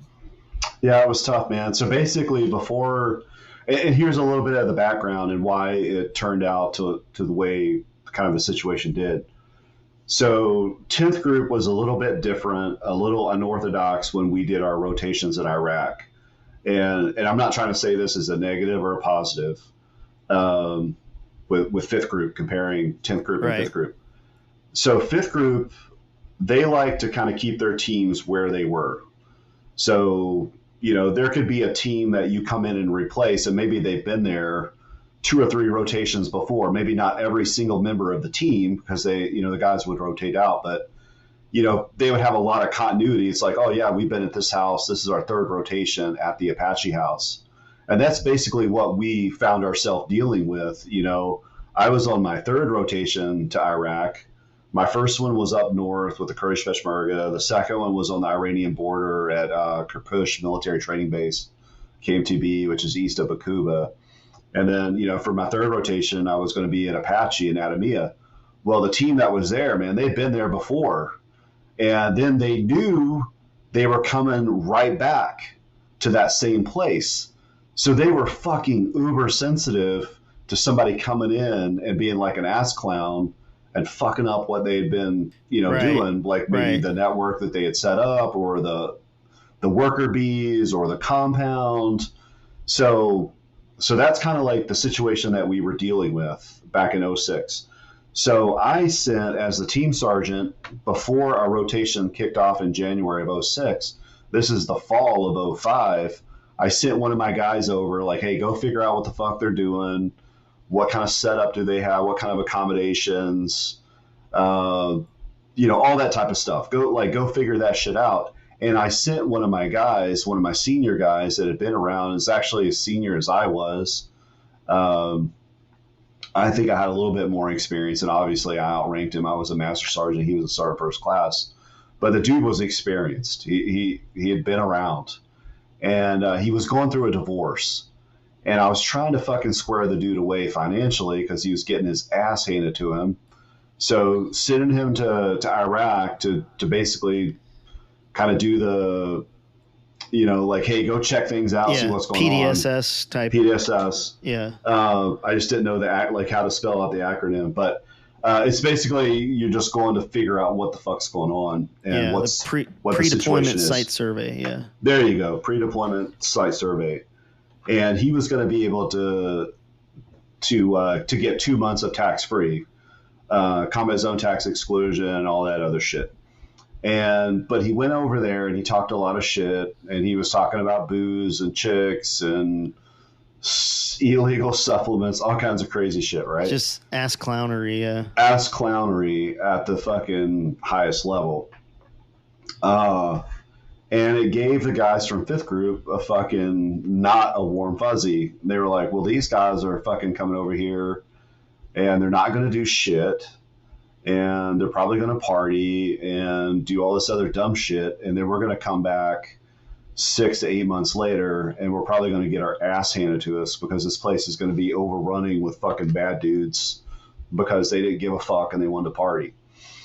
So that's kind of what they were thinking. So then when I showed up in January of 2006, getting ready to fucking take care of business and get after it, these guys were like, oh, okay, now the whole fucking team's getting ready to roll in. They're all these party dudes. And I started hearing the rumors as soon as I hit the ground. That's like, oh, that's the team. That's the team sergeant, this Darrell Utt guy or whatever. And I was like, what the fuck are these people talking about, man? Like, they don't even know our team. Because I had a very young team, dude. I had a very young team. And it really kind of caught me off guard. And it put me in the defensive, man, right off the bat. Like, I had to do damage control. And I started seeing quickly that if I don't take care of this situation, we're going to get fucked up here as a team. Either we're going to get kind of kicked off to the side or sent back home, and they're going to rotate another team. Like, this could go south over one guy that was being a dumbass. And I felt like I needed to make a decision as a leader. And luckily I had my chain of command support. It was like, hey, I'm going to deal with this guy as soon as he shows up in country, and he's not going to step foot at Apache. He's going to go do fucking admin shit. And I felt bad because I know, he already had a kick in the balls because he was going through a divorce, but he had begged me like, man, I want to go on this deployment. And that does speak to the caliber of the guys. Guys want to deploy. They want to be in combat. They want to do their job.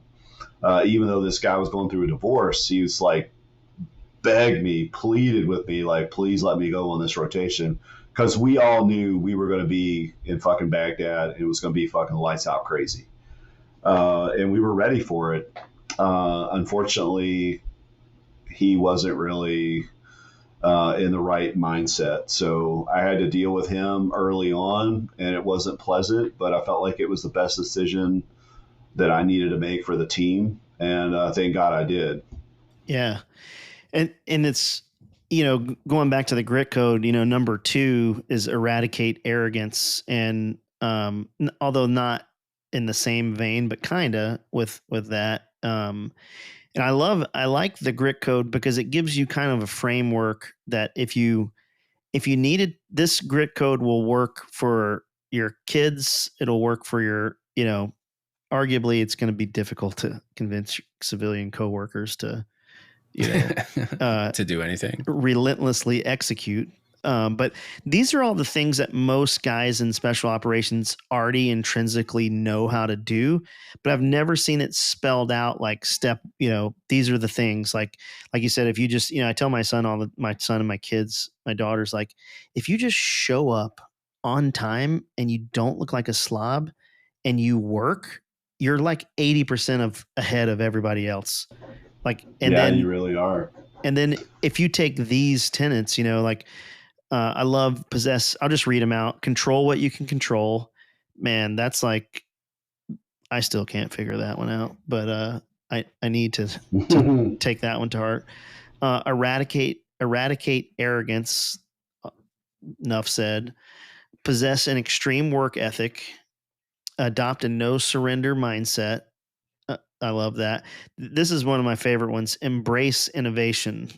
Calm breeds calm, and that's true even in a family dynamic. Like when at the house, like when I'm like overwhelmed and freaking out or upset about something, like everyone that lives under my roof takes that emotion on, but when I'm calm and chill, they all take that. And so as fathers and leaders of our families and men, you this is, I've never heard somebody succinctly put it that way, but that's really what it is, is your emotional state carries forward in your family, with your team, with your, Tyler and I just went through we went through a pretty rough patch at my former job, his current former job, where that little seed of negativity about hating your job and will like wildfire run through your organization. So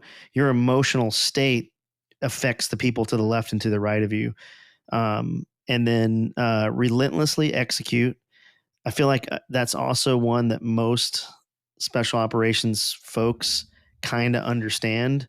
And then courage is contagious, which that's a little bit difficult to put into words, but I think a good thing, like if you ever seen Iron Man, when remember that movie Iron Man, when I guess Loki is about to, this is my comic book nerd, I got a 15-year-old that's super into Marvel, but Loki comes to the world and he's like making everybody bow down, and there's one guy stands up and he has a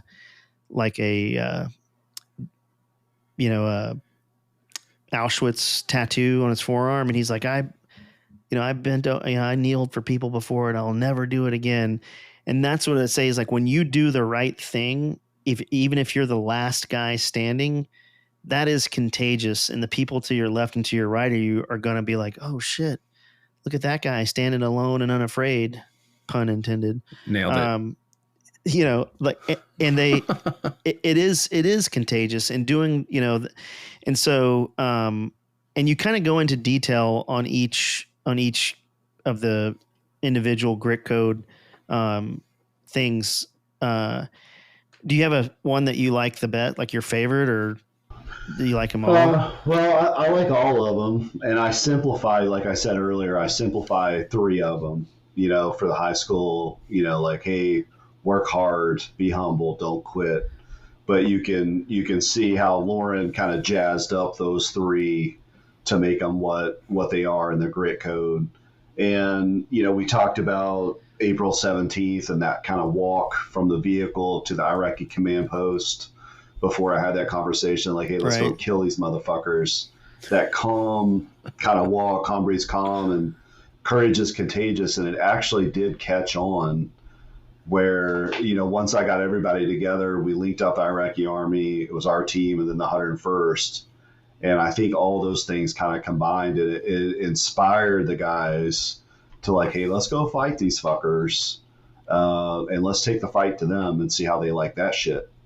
Yeah. So I think all of these things kind of played in, but I probably lean more towards the relentlessly execute, because that's kind of my nature, man. Yeah. I love to get shit done, and all of these things, the grit code is the final chapter. It's the culmination. It puts everything together, and I like to say the grit code is basically like a blueprint for life. Yeah. It's not just a military thing, or for military guys, or for special operators or Green Berets, whatever. It's literally, I think, it's a blueprint for life, and hopefully it will, prepare folks for what's going to happen, especially once they leave high school, they get into college and they start their jobs, because life is going to punch you in the face at some point, and you got to be able to take that punch and then get back up and deliver some more of your own punches. And I feel like that's exactly what happened to me at the beginning of the book with, I was basically, I've been in 15 years. I was a Master Sergeant. I had these great deployments and rotations and experiences and schools, Ranger, Sniper, all of these things. Yeah. And to get punched in the face and to be like, fuck, man, what I worked for 15 years to get to this very point, to be fucking getting ready to go to the Super Bowl in Special Forces, and to be in Baghdad, and to get that punch in the face over that missing piece of equipment, and to see my life flash before my eyes, like, fuck, man, I might not ever lead a team into combat. And then, okay, how can I deal with this? Control what you can control. This fucking CYZ, man, it's gone. That bitch is gone. It's not here. It's gone. I had to kind of work through that and control what you can control. I can't control the leadership decision that they're going to fire me, but I can control how I react to this fucking situation. And the way I reacted, at first I wanted to be a bitch and be like, hey, it was this guy, not me. Yeah. You know, the combo guy is the one that fucking lost that shit. And I had to fucking not be a bitch about it and be like, hey, I take responsibility. I'm the guy. You know, everything good or bad fucking is at my feet right now. And it's going to be nice to sit down again with Lieutenant General Ken Tovo. Back then it was Colonel 06 Tovo. But it's, you know, I'll be with him on June 18th. And he was the guy that I needed to say, hey, sir, I take responsibility. It was on me. I can assure you if you give me a second chance, it won't happen again. And you know, I'm glad I did that because I think if I would have taken the bitch route, I probably wouldn't be here talking to you guys right now. But I had to own that. I had to get right with that. And I think that whole thing it led up to us having a really great rotation, is how that was handled. Now, let me tell you the backstory because I think it's kind of interesting. So, you know, there were a couple of scenarios that I kind of alluded to in the book that, you know, what could have happened to the CYZ-10. Because my commo guy was loading the vehicles before we left. And then it fucking disappeared. It magically disappeared. So one of the scenarios was he probably left it on the vehicle and we rolled out and it fucking fell off somewhere and the Iraqis found it. Another scenario, I think I had 2 or 3 scenarios, but one of the other scenarios was the Iraqi guard force saw us getting ready to do our change out, and they were like, hey, we're getting paid big money from the Iranians or whoever the fuck. They're really intrigued by what's the magic in this little black box. Let's get our hands on one. This is probably a good time to do it. Let's snatch one, and we'll see what happens. Let's see if we get away with it. Probably not likely, but could have happened. What I really think happened was he left it accidentally on some little nook cranny of a fucking gun truck. Yeah. And just fucked up and it fell off. But here's the thing, the backstory on that. So 3 or 4 months later, I think it was, we get a call. And, you know, we were in Baghdad, so Taji was north of us. Taji was a huge fucking training base north of us. I think maybe, I don't know, 45 minutes to an hour drive. Yep. But we get a call, and we're like, hey, fucking, just to let you guys know, some fucking Iraqi kid walked up to the gate at Taji with a black box and said, hey, I found this. I think it's your all's. Here you go. And the serial number matched the same, you know, it was the same piece of equipment, and it matched our CYZ-10. So it did get turned back in eventually. That's crazy. Yeah. What happened in those 3 or 4 months that it was missing, who fucking knows? Yeah. But that's kind of a crazy story, right? Yeah. I mean, that's kind of commonplace. I don't want to say commonplace, but if I had $1 for every time, like, I'm about to go on a mission and we get an urgent email to change commo because somebody lost something, so we all have to reload. You know, they all go to the the neck radios. because we would roll our commo every 7 days, and so we would have to. Somebody would lose something. It's, you know, some unit, even like in another, you know, sector or whatever, and we'd all have to go out and reload everything. And back then we used these. In the 160th, we really rarely use those CZY-10s. We use the Kick 13, the little old fucking school. love a Kick 13. Yeah, because it's like simple. idiot proof. Yeah, and that's what I was saying. If an Iraqi West got Virginia their hands proof. on it, if an Iraqi got their hands on and CZY-10 or even a SKL was the one that replaced that, like, and they were able to get shit off of there, they earned it. Like, right. You guys earned it because Yeah, Americans have a hard time figuring that shit out. But This episode is brought to you by Cadence Wealth Partners. You need to get your financial shit together. And who better to do that than a former military dude? Specifically, I'm talking about Nick O'Kelly. You know he's legit, long tabber, special forces, 160th pilot. He's not your average dude. Now, I take small piles of money and I give it to him with the goal of making them bigger piles of money. We're not just talking about only managing money. We're talking about building a financial strategy, estate planning, retirement planning. We're talking 5-paragraph op order kind of shit, but for your finances. He handles all that shit. I don't want to do that. It's annoying. I want nothing to do with it. Sounds good to me. He also works with my CPA, and together they do all the tax strategy stuff. I've got a couple side businesses. Tyler's got a couple side hustles. You need some cats looking out for you. Cadence Wealth Partners can be those cats. They're trusted advisors. They come from our community. You know they're legit. Visit financeforvets.com. That's finance, the number 4 vets.com to start a conversation today. Do it. Do it. Do it. Yeah, it's crazy that the kid turned it in. Here's another thing that I like that I wanted to bring up if you got some time. Of course. In chapter 14 in the grip code, this is the one of the thing.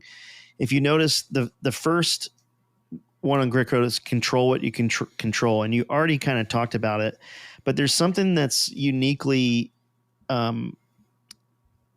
it's common, not uniquely, it's common to every dude getting out of the Army's story. And you go in there and you talk about,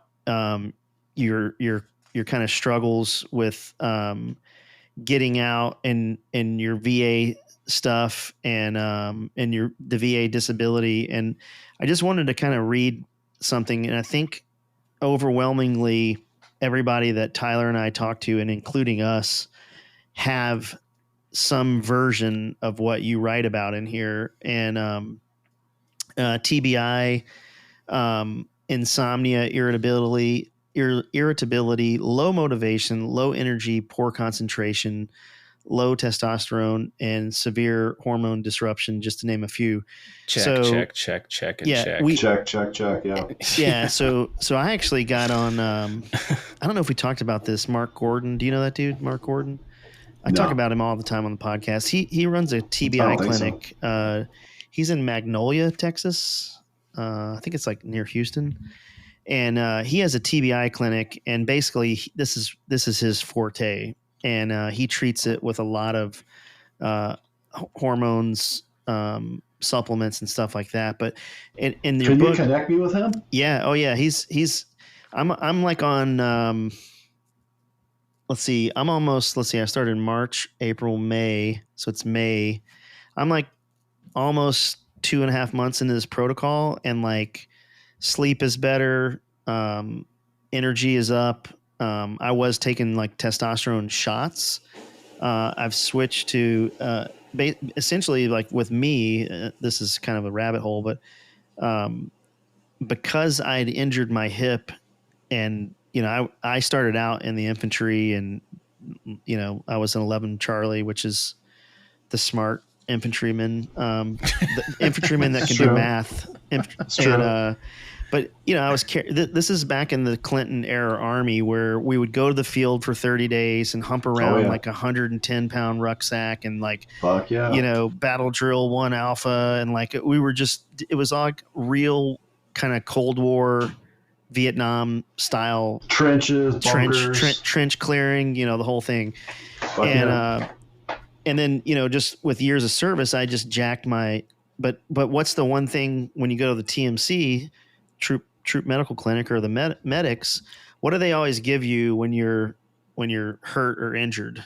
Motrin, 800 milligram Motrins, right? Fuck yeah. And I would eat those like candy I did 24 years in the Army, and I'd probably pop one of those a day. Well, turns out that you get a non-steroidal anti-inflammatory, NSAID. Nailed it.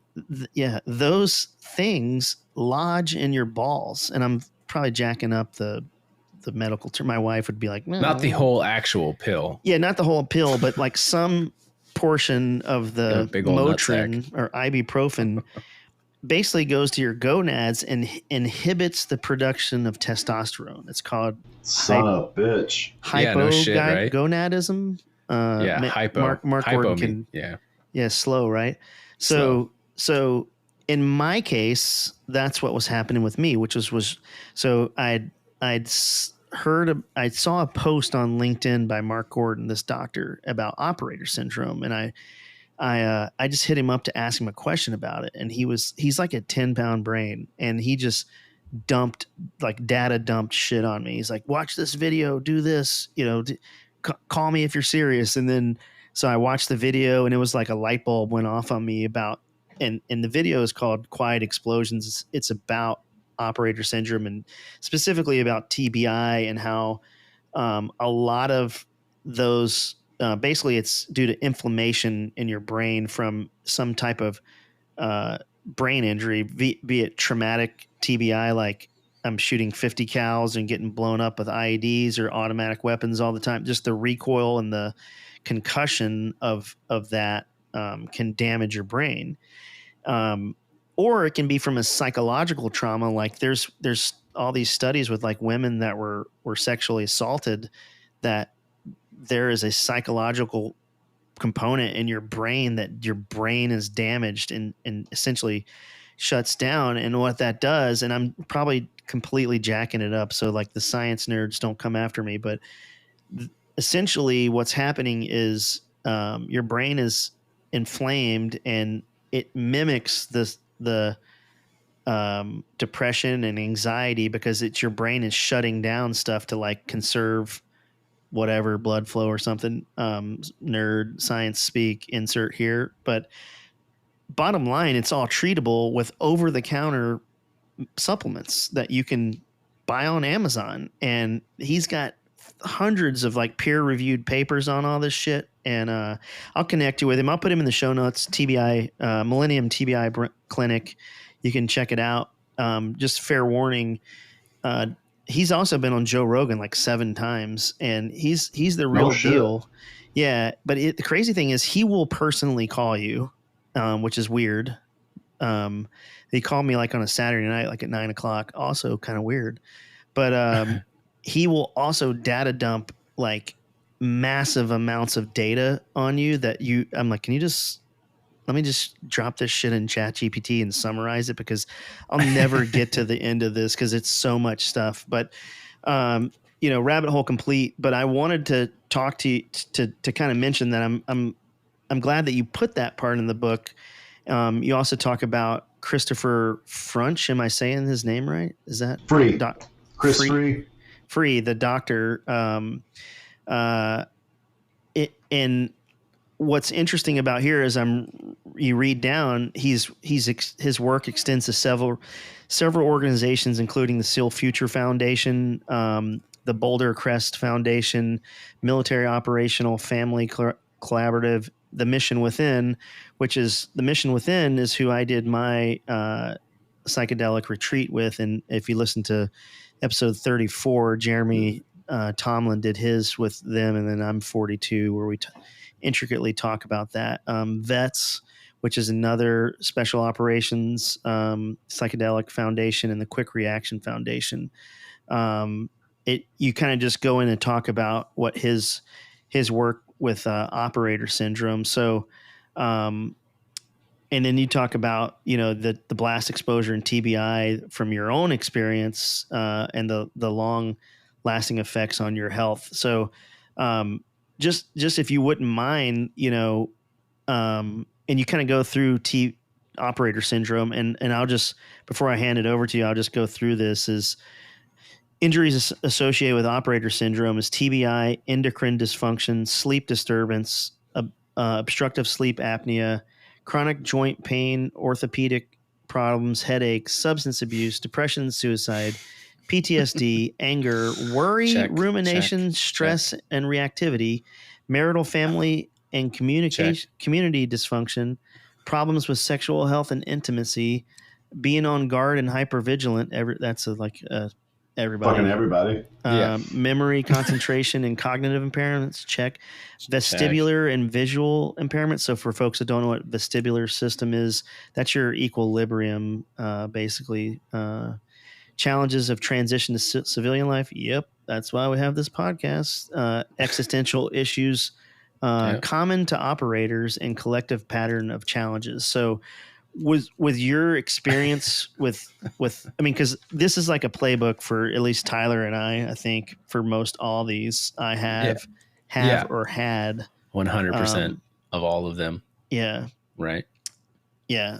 A lot of these are what's been your experience with that like after writing the book, and if you want to talk about it, if not, we don't have to get into it.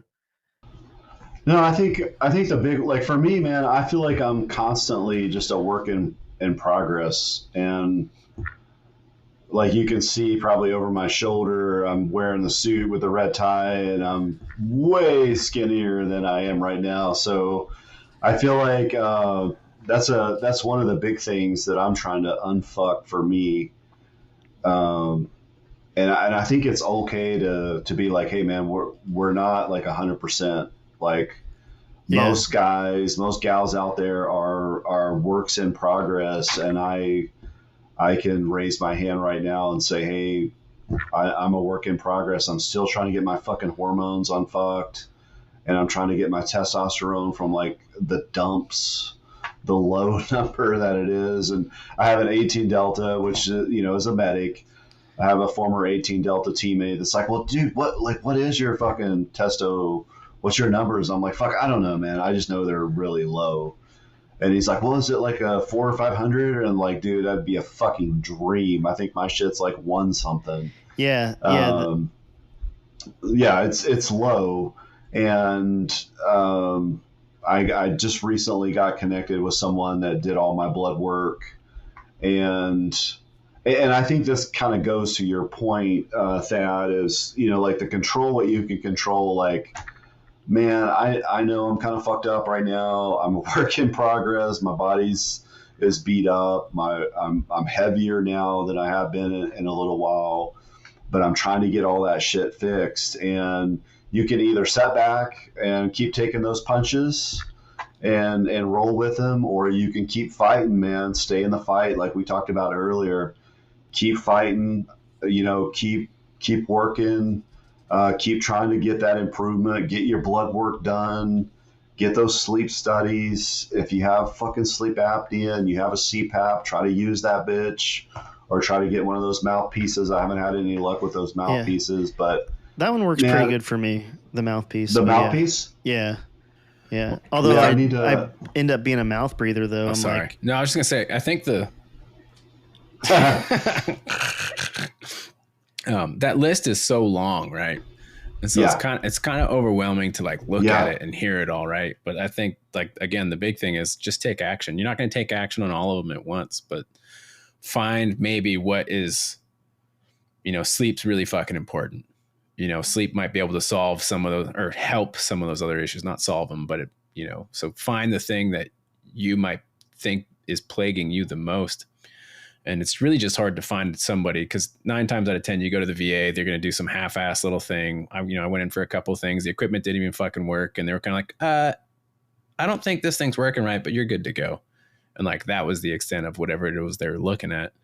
It's just hard to find somewhere to start working on those things. Yeah. I'm definitely with you though, is to try to plug away at some of the ones you can right now. Like I've never been a big alcohol drinker kind of guy. Yeah. I've just never really, it's probably been a year since I've even touched a drink of alcohol. I don't think a lot of good can come out of drinking. Sure. But I'm trying to dial in some of those things and just continue to work and just try to keep making progress. Yeah. And I think that's one of the most important things, is not to kind of surrender to it. And it's going to be a slog. Just keep working. Yeah. It's a fucking slog, right? Like, well, I don't know. I've been out since 18 minus my short little stint there with 19th group, but it's just been a fucking slog. And then, there's setbacks along the way. You're going to fix something, but then there's a setback. But it's just, again, like, okay, here we go. Regroup and fucking, we're going back up the hill. Well, that's what's so great about the book is like for me, you know, you get out of the military, it's not the same, man. It's weird when you get out, and, you know, I've been out for 6 years and it's still struggle with this. And, what's great about this book is you can kind of use this as a blueprint, and there's what Darrell writes in here is not like bullshit. Like if you read the each part of the grit code, it goes, there'll be like the control is like 5 or 6 pages on that. But there's kind of little anecdotes in there where he gives you real, like, kind of news you can use. Like it's not bullshit. And so, cause a lot of times you hear like dudes like Tony Robbins or whatever say shit like, you know, like, here's my code, my 5 steps to do these 5 things. But like you life can't hack. Yeah. You can't like that's, I fucking hate that life hack thing. You can't life hack you shit. No, man, you have to fucking live it. Yeah. And so, you can read these parts of the book and kind of like, you can just kind of get it. Like if you're a soldier or sailor or Marine or whatever, and you don't know kind of where to go, the back of the book is kind of like a roadmap with some real actionable stuff that you can, you know, there's stuff like keep your internal voice positive. Like we've talked about that multiple times in the podcast about the things in Tyler's. I've gotten better at it.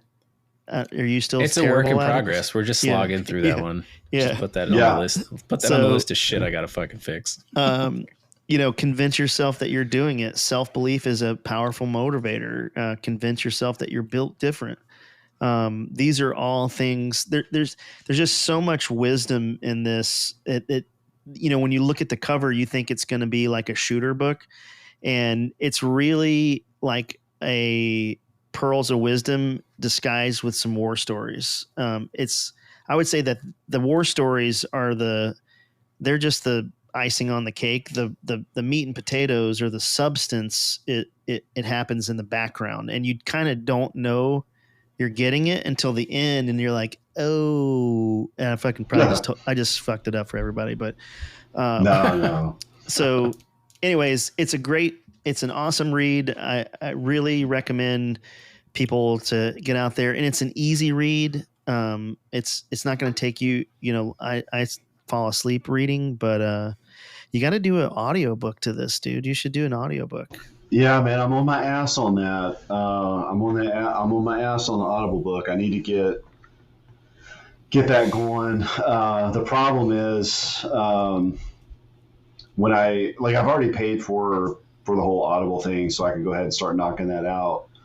But Lauren used some of those big ass words in the book, so I still got to practice some of those words. So when I'm actually reading it, they don't sound fucked up when I start reading over, like reverberating. Yeah, like you hear that PKM like reverberating on the streets and all that shit. Like that's not a word that I typically use. There's a bunch of more.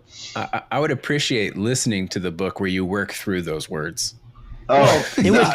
would kind of normalize it. Yeah, you know? that would just be like, that would speak to me. I'd be like, oh, yep, I'm right there with you, bud. Yeah, that's a tough one. But I got to get off my ass and do that because I know that there's a bunch of people out there that are really interested in the story, but they're just not readers, or they just don't have time. And like what I'm doing right now, if I can give a little shameless plug. Yeah, for sure. I'm working for a company called Rope Solutions. And, you know, it's a bunch of military guys. And ROPE it's an acronym, so it's Rapidly Optimizing Performance Efficiency, ROPE Solutions. And I would recommend that if there are any military folks out there that are kind of curious and want to learn more about what ROPE is all about and what are some of the great things that they're doing, go ahead and follow them on LinkedIn. I think they're on Facebook too, but it's a great company. We're doing coaching in the oil and gas industry, doing a lot of great things out in West Texas. And we're coaching. We're doing teamwork, leadership, communication, some of those things. So it's an awesome thing. I'm so glad to have a company of like-minded folks that I'm working with right now. A lot of other special operators. There's some pilots. So Check Six was one of the companies that was doing this before, and I think they were all primarily pilots. But yeah, Rope, Air Force. It's a great company doing some great things out in West Texas, and actually they just got an award by the Green Beret Foundation, just recognizing them for hiring a bunch of Green Berets. But I know it's helped my morale tremendously. Like I said, being around a bunch of other like-minded folks that you can joke around with and have a good time and not have to worry about getting written up by HR for some dumb shit. Yeah. Tell me about it. Every day. Well, yeah, you can go over to ropesolutions.com. We'll put it in the show notes as well for a quick link. That's awesome, man. All right, here's one thing we got to hit before we let you go. Okay, sure. So you posted on LinkedIn the other day. Like I said, you're the LinkedIn king, man. How many followers do you have on LinkedIn? You probably have a shit ton. Right? I think I'm at about 20K. Yeah, no big D. No big D. Yeah, I love to hate LinkedIn, but I'm also addicted to LinkedIn. But the other day you posted, like, I don't know, you and I both get them. They're like really half-ass collection. I think they're like collection attempts from, I'm Probably. assuming like China or some Russian, who knows. And does it, I mean, I'm sure everybody else gets these like, hey, I really like your profile. We're in the same, but let me see if I can pull up what you posted. Cause it was basically like you like kind of catfished her. You answered her back. I think it was her. You answered her back like, hey, I'd love to hook up with you, but I'm, I don't want to blow my cover in a CIA thing. Doing undercover CIA shit. And my code name is Smash. But which, I'm like, fuck. And I like replied on yours. I was like, shit, I should have thought of that. Cause I get probably like one a week. And a lot of that is because I still work in the field that I did in the Army. So I kind of need that street cred that helps me get clients and work. And so, but the problem with that is there are folks, nefarious folks that see that and want to collect, or, they want to try to build a relationship, and we can see it from a mile away because we've been trained for it. But like, what was your thought? Like, did you just come up with that? You're like, man, fuck this. I've done that before. And actually there's probably a funnier one where someone reached out to me and I said, hey, I responded back. I said, hey, you don't remember me? We worked together in Baghdad back in 2006. I was a door gunner. You guys would appreciate this. I was like, I was a door gunner on the space shuttle that you drove.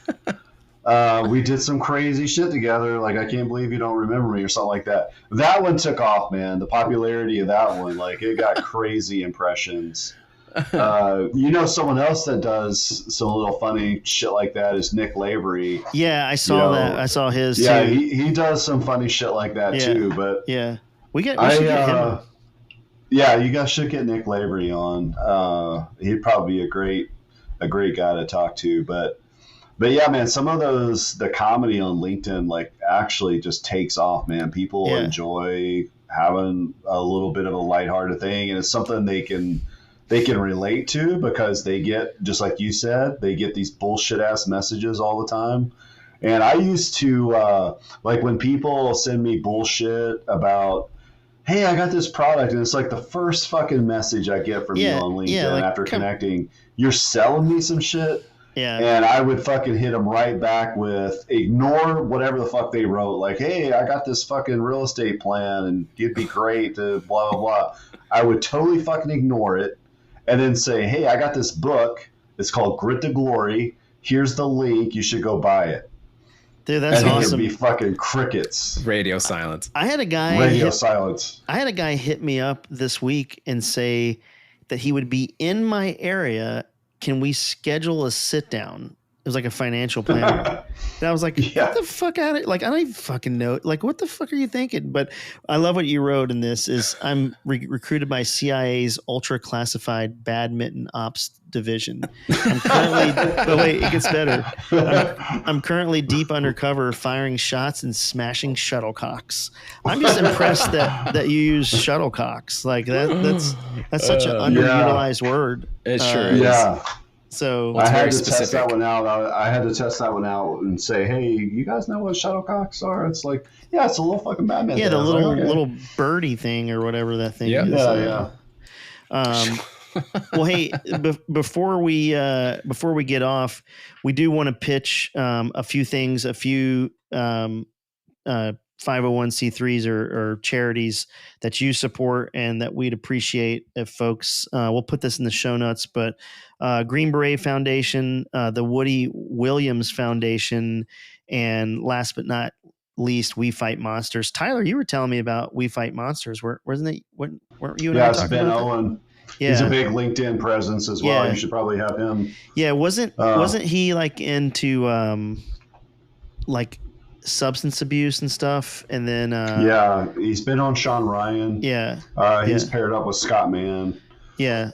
Was Scott Mann a 10th grouper or 7th grouper? No, I think he was a 7th grouper. I also know Scott. But yeah, those are just 3 foundations that I'm trying to, like. Green Beret Foundation is probably my primary. So I'm still, partial proceeds of the book. I'm going to be writing a check here at some point for all 3. Woody Williams Foundation, Woody Williams was a flamethrower from World War II, Iwo Jima, Medal of Honor recipient, and he's a West Virginia boy.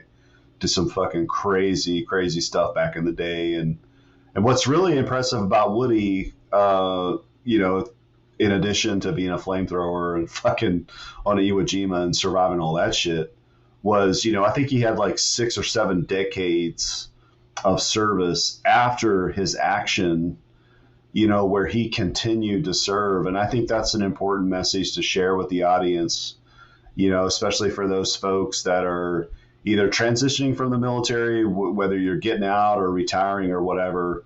Like, and this goes back to my buddy that I was talking about at the beginning that's no longer with us, Mike McCaldy. Just because you get out and, for a lot of us, it's like, hey, man, that was the fucking most awesome shit that I ever did. I got to serve this great country of ours, and I got to serve with some awesome people. But just because you fucking hang up the uniform, man, like, that doesn't mean it's all over. Like, there's still a lot of shit out there for you to contribute and give back. And I know some of the coolest things that I've had an opportunity to do is to talk to high school kids and to try to give them some of these life lessons that we've learned the hard way and maybe try to make it a little bit easier for them. I think that's really important, that just because you hung up the uniform, it doesn't mean that it's over, man. There's still a lot of ways to serve, and you could plug yourself in and do some stuff with some nonprofits, do some work with some nonprofits, or go talk to some high school kids, or volunteer your time, do some stuff with the American Legion, fucking whoever, man. There's a lot of things out there that you can kind of chip in and contribute and still be a big help and a big asset. So don't think that it's over, man. I feel like we were talking about, how long it's been since retiring, you guys. And I was like, well, fuck, man, I don't even know my number. And I was like, fuck, I had to do the math real quick. It's been 8 years for me, since I've retired, and I've worked these different jobs, and I think we all just kind of have to find our way, and you're still in the fight, man. You're still out there. You're still getting after it. Still a work in progress. So keep chasing it. And I'd say another thing too, for those guys transitioning, don't limit yourself to some like project management or operation. Like, dude, I never would have known that this opportunity was out there like I have right now to be a coach in the oil and gas sector, working on a fucking oil rig in West Texas. And the only thing I knew about the oil and gas industry was what I watched on fucking Landman. Never would have known that there was an opportunity like this to be a coach and to be able to talk to some young folks and share my, hard lessons learned with them to try to help them, be better. And something that we talk about all the time. And it's like, hey man, I can't fucking teach you anything about how to do your job better as a fucking roughneck or a rig manager or a fucking DSM on an oil rig. Like I can't help you with that because I don't fucking know it, but I can help you with some teamwork and some leadership and some communication because I've led teams. I've led elite teams in some very chaotic environments. So I can share and pass those lessons on to you. And that's a blessing, man, when you're able to take all the hard-earned lessons that you've done and to be able to share them with other people. It's really important. So I would just say, man, keep fighting, keep looking for opportunities that are out there that, you don't have to be a GS-13 or whatever. Like, man, there's a lot of different shit out there that you can find that you can really dig into and really enjoy, I think that's where the military, at least the Army, gets the messaging wrong when you're leaving. I think it's very much like hang up your uniform, forget about what you did, change your resume to be more civilian friendly, start speaking like a civilian, and then you just go out into the workforce and just kind of fade to black. And that was very much like the message I got. And then when I got out, I was like, this is fucking horrible. And so knowing that, and I guess, it's really probably the last 5 to 8 years or so has really been like the kind of the not the resurgence, but the era of the nonprofits and other things like that, like doing things that are kind of outside the ordinary, but still give back to the community, which have a lot more rewarding outcomes than just a paycheck. Yeah. And man, I tell you, I was one of those guys, I embarrassingly admit this. I was one of those guys that chased the title and chased the pay, and I caught it. I had the fucking title. I had the pay, and I was probably the most miserable that I've been since I've retired from the military. Right, was with that big ass title and that big ass paycheck. Walking out the door, shoulders slumped. My wife seeing me like, golly, like every fucking day. Yeah, she was telling me like, hey, we can figure something else out. Like, you don't have to live like this. You don't have to be like this. But I had the title and I had the pay, and I thought that's what I was after. But I was like, fuck, man, I would rather make a handful of dollars and be happy than to make this big fat ass paycheck, but hate my fucking coworkers because they're all snakes and they want to stab you in the fucking back. Yep. And all that type of shit. Like, man, it's not worth it, dude. It's not worth your mental health and all that other stuff. It's just not worth it. You came from a life worth living, right? You know what I mean? Like everything that I did, hard or fun or whatever, but it was a life worth living. And then you kind of step out of that and you're like, now I'm just doing the paycheck thing. Yeah. So it's tricky to find your way out of that. So if the messaging could be, you don't have to put on a suit. You don't have to chase a title, but there's somewhere you fit in where you don't have to force yourself into a shitty situation. Yeah, for sure, man. For sure. Yeah. I think that's probably a good closing segment. Did we miss anything? Did we forget to talk about anything? I think there's some shit, but we might have to have you come back because I know there's some stuff you want to talk about, but I'm sure that would take another 2-hour chunk. Yeah. We could. Yeah. I think he's going to splice some other stuff in too.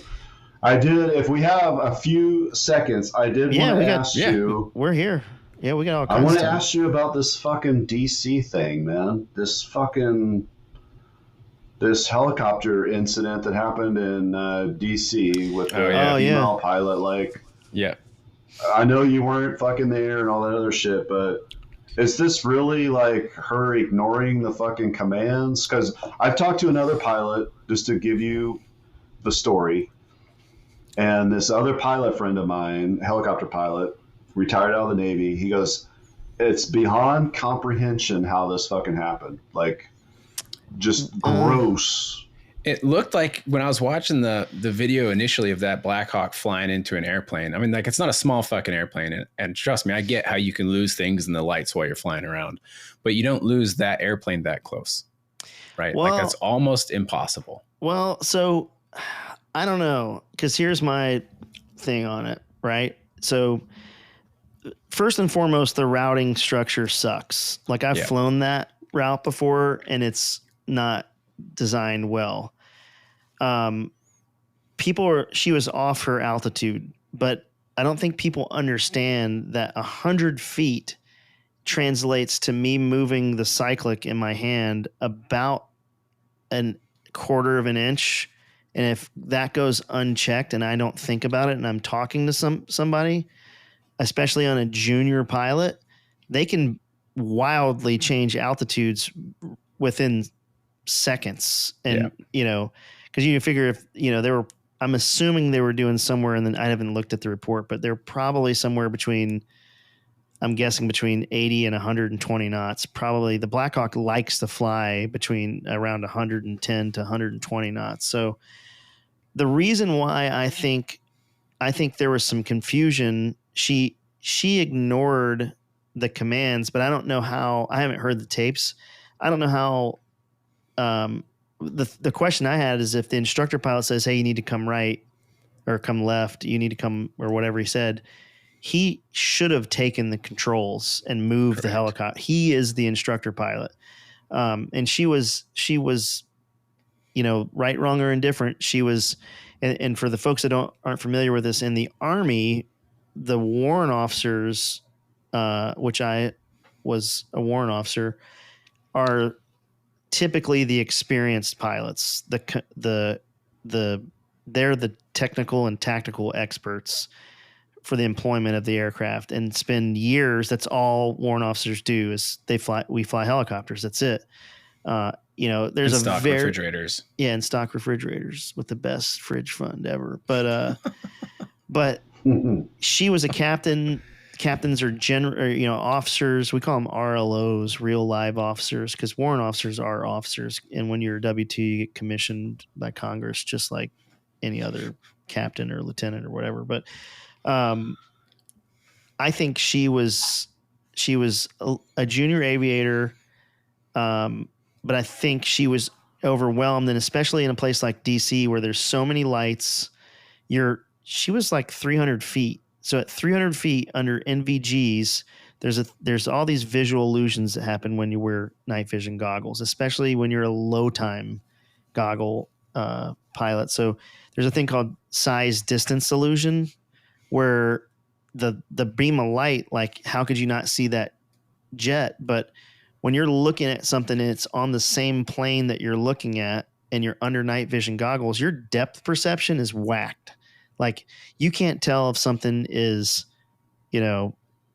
it's extremely difficult to judge distance under NVGs. And I suspect that the way she was sitting is, when that aircraft was level with her attitude, it was lost in the lights of DC back there. So my thing is, it was a tragic accident. The controller should have held them on the east bank of the river, out of the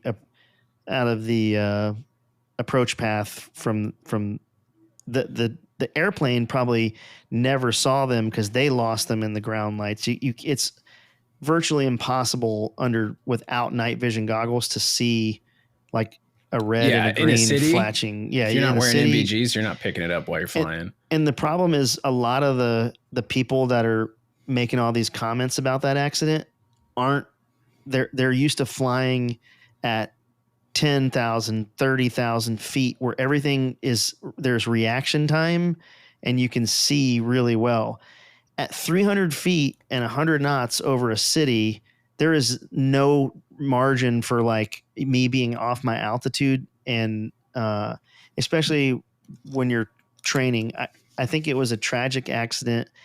I don't think it was a DEI thing. I just think you had a JV pilot and an instructor pilot that they just didn't see. I think they had some size distance illusion going on. And I think it was just, the Army I wonder pilot, if they're both inside.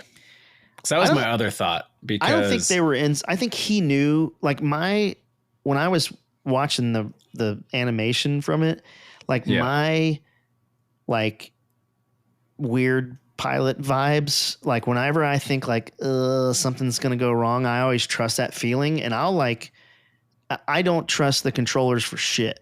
And I will move the helicopter and do a 360 for spacing, or that's a term like if we want to put some space between us and the other aircraft, we'll make a turn. If I don't see that the other, because there's one part in the transcript he says, "Hey, do you have the RJ in sight?" which is a regional jet, and I think he acknowledges that he does. At that point, he essentially is taking the responsibility that he sees it and he's not going to hit that. For when I fly, like unless I'm absolutely no shit, I definitely have him in sight, or the crew chiefs tell me, I got him in sight. They're 3 o'clock, 1 mile left to right, or whatever they say. I don't say shit. I'm like, I'm still looking. We're searching, negative contact, and if I still like feel like they're getting close, I'll fuck you guys. I'm a helicopter. I can just stop or just, do a 360. So I think that was just a horrible, horrible accident that the helicopter should have never been in that position. The route sucked, and you had a JV crew or JV, not a JV. That's what do they call that? Like disparaging or I'm not trying to shit on them. I'm just saying. Well, it's just lack of experience. Yeah, you had a junior crew. She probably didn't have a lot. I think she had like maybe, I don't know how many hours she had, like 1,100 or something, or maybe it was not. I don't even know if it was that. I can probably look it up. I got the. So my naive question is a non-pilot, obviously, is man, you would think fucking the DCA corridor or whatever the fuck they call that, like that seems like a pretty fucking varsity level place to be fucking around and training and shit. Like, my naive question is like, isn't there some fucking back 40 space in Fort Campbell out in the middle of fucking nowhere with just trees and cows or something that people could get this experience training and flying around and shit? But you kind of got to be, it's like, this is how I like to explain it, right? Is like when I would go with ground units and they would be like, what's the big deal? Can't you just go get you and the 101st guys fly together? Because we don't have enough helicopters. We can go get some of these guys. I'm like, look, dude, would you ever get in the stack and enter a building with some randos from 187? Fuck no. And like, hey, so I was part of Rockasans. Yeah, I was. I was in 50 Deuce, so I was Rockasans mortal enemies there. But enemies. But I think in this case their mission in that unit is VIP transport back and forth to the Pentagon, and that is one of the routes that go there. The Army years ago used to only send W3s and W4s there that had a lot of experience and a lot of air sense.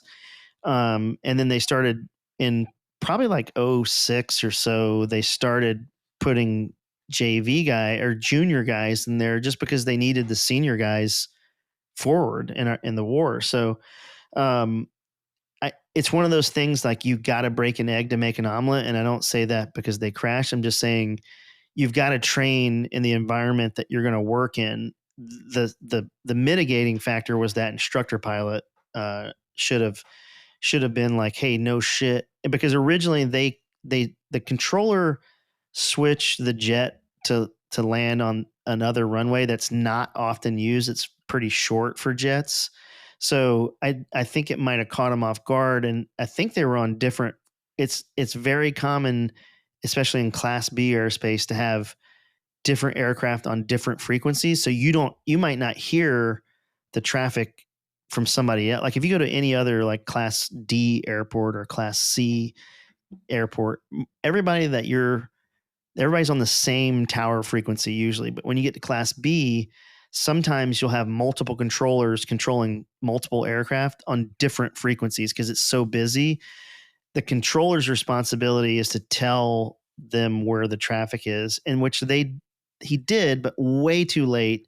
That I'd like to see the report, but I think the controller I think the controller owns probably 50% of this, and the helicopter crew owns 50%.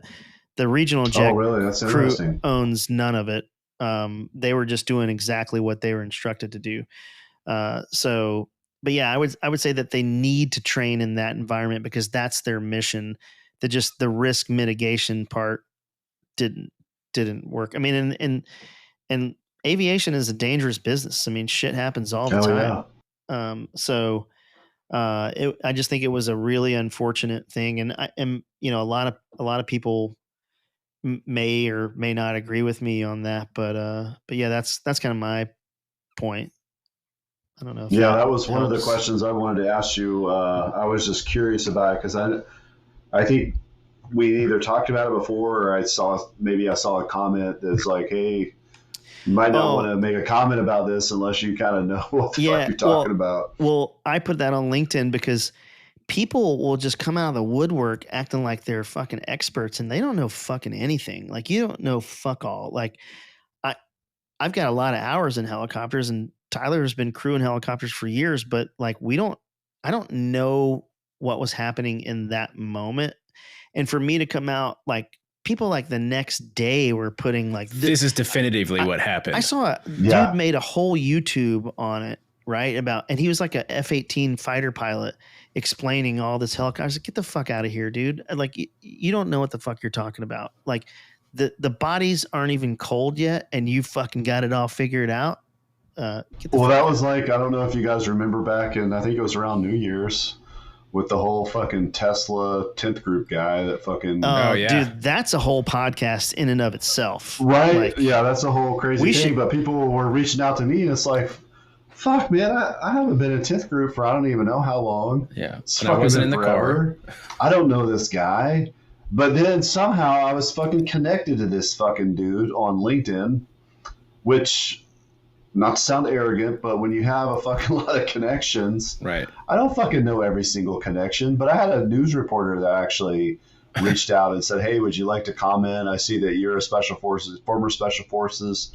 You're connected with this guy. You knew him or whatever." And I was like, "Fuck no! Like, I don't know how the fuck would I know what was going through this guy's mind? Yeah, if it was a mental thing. Like, I mean, it was a tragic thing. I hate that it happened, but."